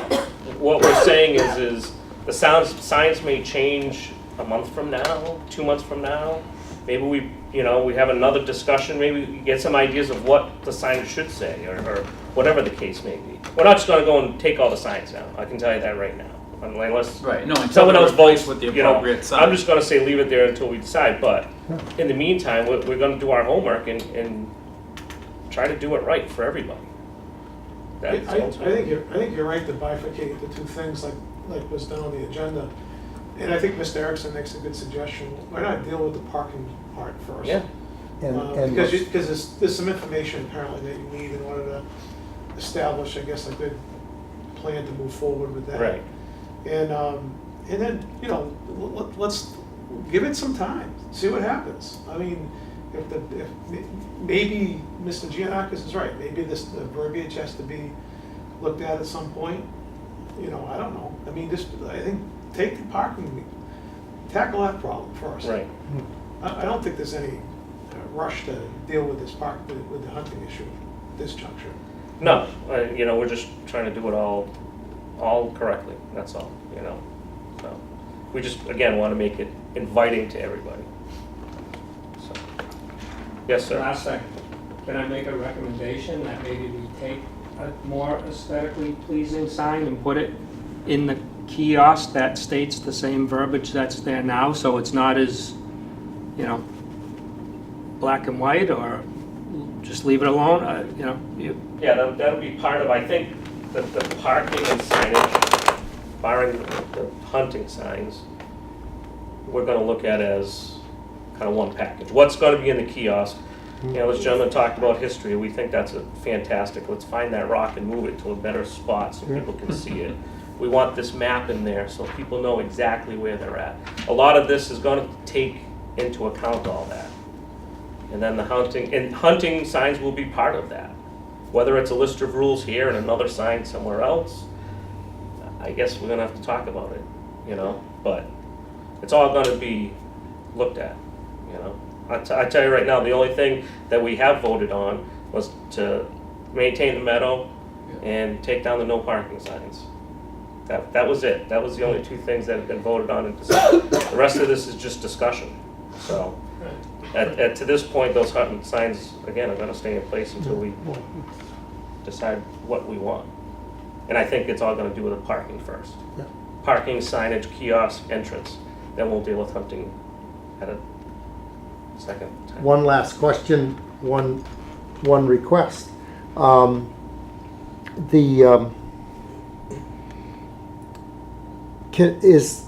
As the shepherds of the conservation land, could I buy an over-the-counter Roundup kind of product at Home Depot and spray around that rock to kill the poison ivy so I can then go in there and cut? I mean, is that considered some, I don't know, is that? Excuse me. I want to expose that, you know, from Mario's memory, I'd like to expose that where nobody can see it. It's totally overgrown with PI. And it's per the grant, it needs to be visible. Oh, So cool. I do know that the city of Leominster does have a management plan, and I have to double check if that would also include, you know, kiosks and the sign and rocks. It's like a 55-page document, very small font. I've been reading it, but I don't believe we could use a chemical spray. Mr. Stone. Get the guy from the last hearing. What's that? Get the man from the last hearing. Yeah. He's gonna pop, yeah. Well, all right, I put up some of my electric portable fence and we get a goat. Just put a fence around the rock and put a goat in there, I guess. But no, I'd love to do that, but I'm afraid, you know, all I do is cut the grass, you know. I'm afraid to mess around. I can't go near the PI. So it's gotten bad, you know, but it's not a reflection on me not caring, it's not being able to do it. On you, it really does fall on the commission. Mr. Stone. So the city has pesticide management plans for various municipal parcels, you know, particularly schools. They have quite a number of them. In order to spray, there's nothing outright prohibiting chemical, but you do have to be a licensed pesticide applicator. So to answer your question, can you go do it? I would say that no, this commission can't give you permission to do that, but it could possibly be done, yes. Maybe someone within the highway department or whatever has that license or whatever. Somebody, yeah. Yeah. I don't think they would, but. I have a business card from someone. Have you been on what becomes Haywood Road from Pleasant Street after you go over the hill by Sholin Farm and see what the town of Sterling has done on both sides of the road? Yeah. I swear they sprayed Agent Orange on both sides of the road. It's horrendous. They just sprayed something that has turned everything brown. I mean, that's amazing. People lived on, if I lived on that road and had a well, I'd be out of my mind. You know, what is that stuff? You know? Second request is, if in your contacts with the various city departments, if there were a used operational commercial mower you know, from the cemetery department or something. I'm sure at some point the city disposes of things that probably still work, but when they get a big fat budget in, they just run out and buy brand new stuff. I've been watching the Littleton Highway Department for years. They have the most beautiful equipment on the planet because we give them too much money. We pay $10,000 a year taxes down there. Anyway, if there were a mower, I mean, I would mow that field so much better. But, you know, I hold back because it really beats on my tired old machine. I have to take care of my own property with it, you know? So if there were a machine like that somewhere in the city, I would house it, I would change the oil, I would take care of it, and I would mow that grass more frequently. Plain and simple. Been mowing it since 1984. I can also look into it. I do know that there is laws and regulations in regards to that, as well as the, typically, for example, we had a bunch of chairs that the city was getting rid of, and they had to be auctioned off. Yeah. But I can most likely talk to the purchasing department and see if there's anything we can do. But typically, it really shouldn't fall on, this is the commission's land. It should really fall on us to be maintaining it. It's not really right of us to ask to put that on you, on your plate. I know you're very willing to do it, and we really appreciate you doing it, but it should fall in the commission's hands. It should fall in my hands, to be surveying the site and walking the site yearly, bi-yearly. It really should be. You got a question? Just for the record, around a year ago, were those no hunting signs taken down? Yes, for a brief period of time. A brief period. And then it wasn't voted on, I believe, so they were put back up? Correct. This discussion came up a year ago. It was not put on the agenda. That was a issue we had. We voted to take them down because it was, again, another first step on trying to, and then it was brought to our attention that it wasn't on the agenda, so we legally couldn't vote on it. So we had to rescind that vote and put them back. So that's ultimately what happened. All right. Yeah, I just want to make sure this is all, if it is, whatever's done, it's done the right way, so you don't have to worry about something like this happening again, and every single time a new council comes in, this becomes a new battle. If there's going to be ordinance, We do it don't the right set way. ordinance, and Right. again, we discuss this land. I've been on the thing 8 years. Every year, at least once, this gets discussed. And this is the first time that anybody from the neighborhood has showed up. Last year, Mr. Bedanza showed up stating that, hey, it wasn't on the agenda, so the neighbors couldn't attend, so we had to, by law, put them back up, so. To be fair, not everyone reads the agenda every month, just like we don't read every other council, without being notified of things in the area changing. If someone hadn't noticed signs going down or someone hadn't read the agenda, none of us would have been here because none of us would have known. Yeah, I mean, unfortunately, we speak of a lot of things at our commission meetings that we're not gonna notify every abutter of every parcel of land of every discussion we have. So that's why we put an agenda out. It gets published.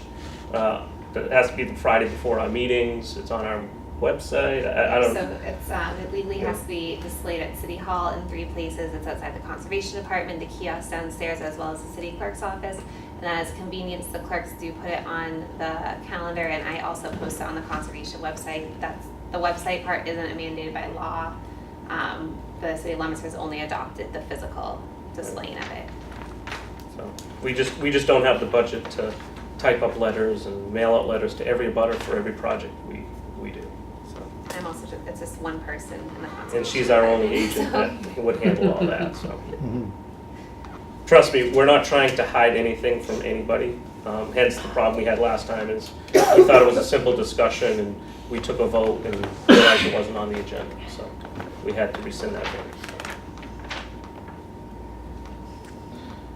All right, do we want to vote on parking at all, or do we want to just do some research? I want to do a little more research before Okay. Okay. Very good. So we'll table this discussion. Any other comments? I know this is a hot ticket item and we want everybody leaving here happy or at least not unhappy, I should say. Well, I'll apologize, someone as well, but we're all passionate about some of our beliefs. So it went back and forth a little bit, that's not the intent, so. I just, again, we're trying to do what's best for the city, and trust me, we're not trying to put you guys in any public safety concerns whatsoever. So, I'm only here for the safety of the abutters of this thing. Mhm. That's all I'm here for. You know what I mean? That's my concern, is the safety of everybody. And If we have those sports signs out there, I think it'll help a lot. And we do listen, that's why we have open hearings, because every one of our notices of intent or RDAs or any of our hearings, we do allow the butters to come in and talk because of that, so, and that's why we have these open, so. We'll continue to do our research and, again, continue to watch we might not have it on the next agenda, maybe we do, maybe we don't, we'll discuss that before the meeting's done tonight. And depends on our research, but just continue to watch on the agenda and, you know, the only thing we can do is in an open forum, so we can't make any decisions outside of a public open forum, so.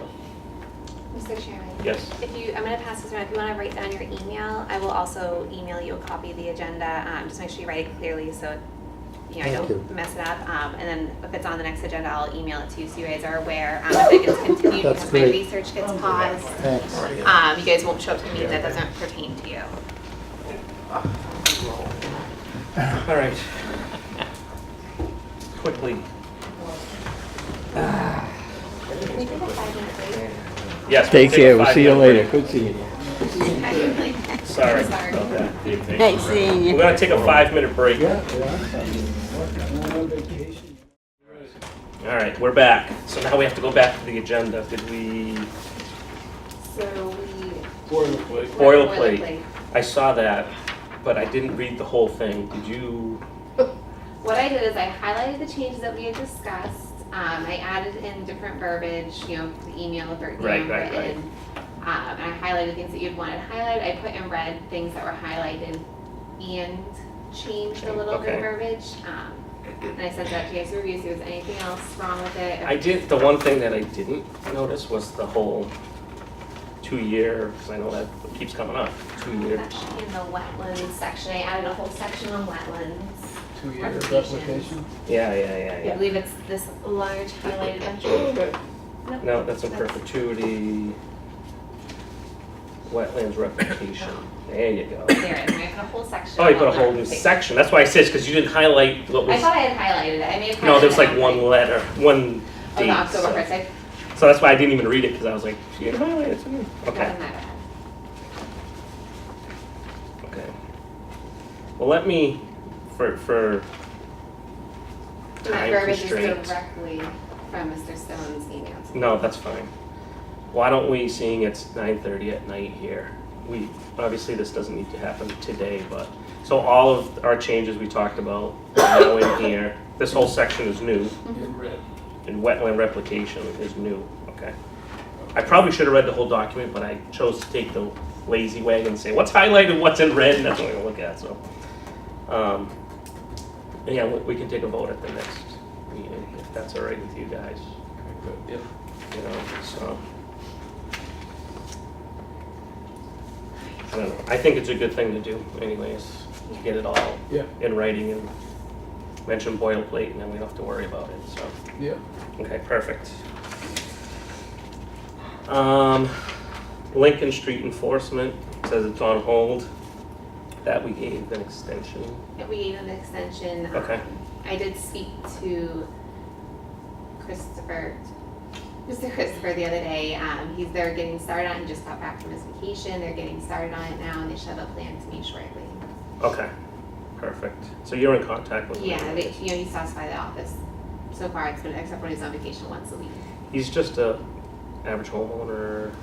Nope, he actually used to be on the Conservation Commission. He has his own environmental company, so. No, I'm talking the landowner. Oh, the Okay, landowner is yeah. just the homeowner, yeah. He's just He a also has homeowner. connections in construction, so Okay. he's gonna be tapping some of those resources. to- Okay, I just want to get a sense of who we're dealing with, that's all. All right, 723 Willard Street.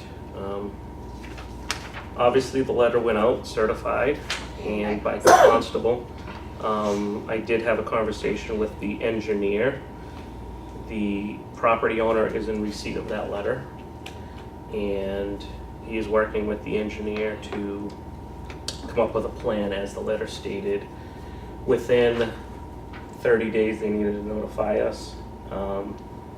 So I believe they're going to ask for a license for the land. So we need to have information on whether we want to issue that or not. Probably at the next meeting we'll have that discussion. But he is in contact with Bill Hannigan, and he's in receipt of the letter. So at this point, I don't think there's anything we can do. But it got his attention, and let's make sure it gets on the next agenda, and make sure Mr. Hannigan gets the agenda as well, if you could. So just to make sure that someone's present, or reach out to him and or the owner, asking that someone be present at the next meeting I on the will 14th. give him a call tomorrow. Okay, perfect. Any other comments or questions on that one? Actually, I do have one question. So is he planning on having his plan on the next agenda? Because the legal ad would need to be in by Friday at 12, and I will be out of the office. It doesn't need to be a legal ad for this. No. No, okay, I just wanted to make sure. And really, according to the letter that was sent, he's supposed to contact K&P. Technically, he's supposed to contact him, that's correct, by legal. So. I will also reach out to them to see what their ideas on the licensing. I did reach out, I did mention to Mr. Hannigan. On the license, I'm sorry, say that again? I can reach out to the lawyer as well, because he said that they're looking for going the route of a license. Yeah. I can reach out to K&P and get their legal I opinion. can tell you, I've seen an opinion from him on that before, and I don't agree with it. Okay.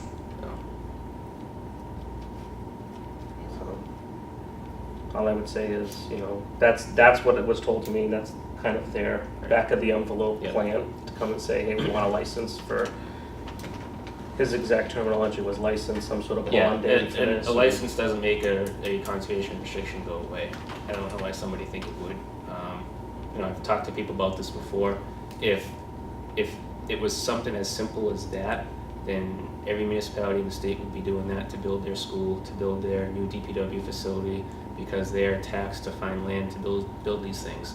And a lot of towns and cities do have Article 97 land, and they look at them. I've just been through it myself, and you can't just make that restriction go away. There's 3 steps to that.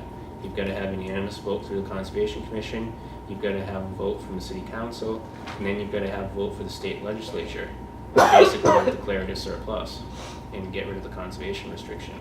That's really the only way that those things can happen. Giving somebody a license doesn't automatically say, okay, it's okay to put your school here, or it's okay to have a rec court here, or whatever. So I'm not sure how that opinion was generated. If somebody still has that, I'd want to see some case history on how they came about that. But I've talked to different town councils on this in the past, and the opinion is no, you can't violate that or give a license before. It doesn't make the problem go away. Yeah. So I just mention it because I think we all, or my opinion is we're all in the same boat of what direction we think we want to go. I just want to let people know what's coming towards us, and instead of keep pushing this down the road, let's be prepared with Can I ask a information. To request a license, the conservation restriction would have to be lifted.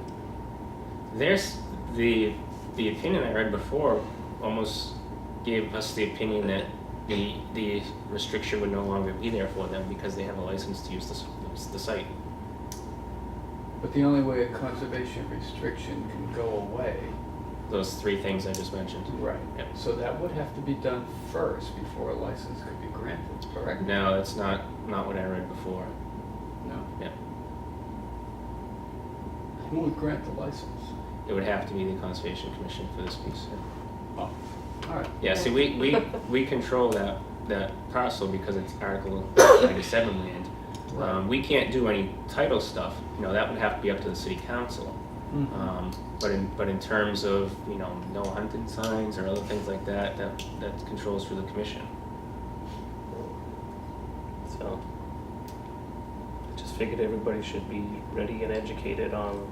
Yeah. So if we gave a license, we would actually be overstepping our jurisdiction Because we would Sounds be like- overstepping the actual state legislature and bypassing their Well, they, ability to vote on no, something. see, they're not, the opinion wasn't to get rid of the Article 97 restriction. It was just, this license makes it go away somehow. It's like a- That was a very race, yeah. confusing to me. Yeah. Race this little block of Yeah. land, and it's no Pretend it longer never happened. there. Look the other way Right. and pretend nothing ever happened. Right, yeah.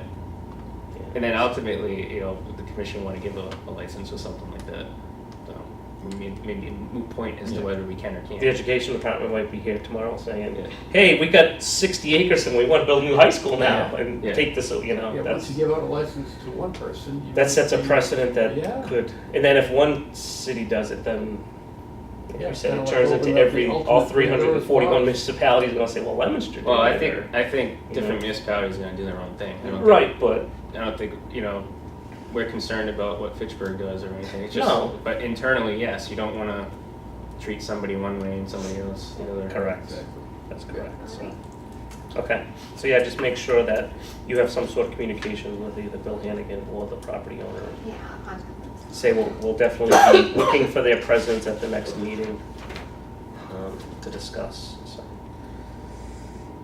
35 Berkshire Drive, I did leave a message for the consultant to get an update, as well as Mr. Globanakis. I have not gotten a response. I left that message on Thursday.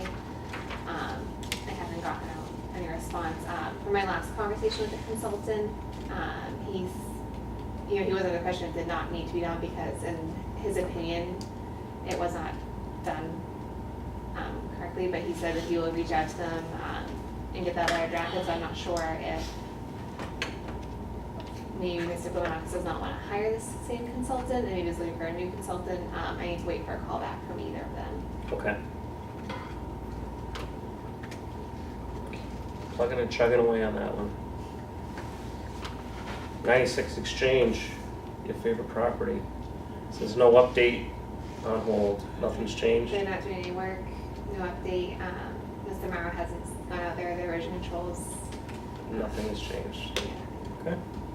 The weeds are a little bit taller on the pile of materials. Hey, you know what? Very well That's stabilized. good for stabilization. Yeah, stabilized. Weeds, grass, doesn't matter. There'll be trees on it before.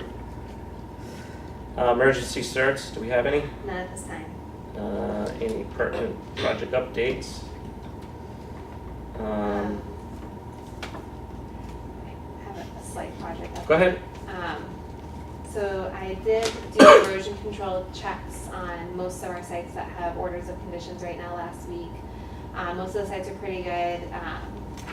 5, 6, 7 Pier Street, I did have to adjust some of the silt fencing had fallen down. I did adjust that. 8 Netting Drive, there was a lot of runoff coming off the site, so I did work with the contractor and we put in some riprap and some new straw wattles in the next rain event and fix that issue. As well as 35 Day Street, their erosion controls were very deteriorated. So I did let them know that they would have to fix and replace their erosion controls before they could continue any work, as there was some breaching of the erosion controls. Okay. When was that, on 35 Day? 35 Day Street, they received my email. They received my email on Friday morning. Okay. And I did email back and forth with Mr. Marabella. He was going to work on it this weekend and contact me to inspect them before they could continue any work. Okay. Agents report. I did not print one out. My week was very busy with the Hill Street and going on erosion control checks and checking out the different sites during the rainstorms. Probably so more I gave you a important, so I verbal. appreciate that. Gave a verbal. Okay. If you do have one, you could always I'll be email emailing it. it out tomorrow to the That'd be mayor's fine. office. Okay, perfect. Chairman's report, I have nothing. Our next meeting is August 14th, 2018. Anything else anybody'd like to speak of? Not tonight. Not tonight. All right, with that, meeting is adjourned.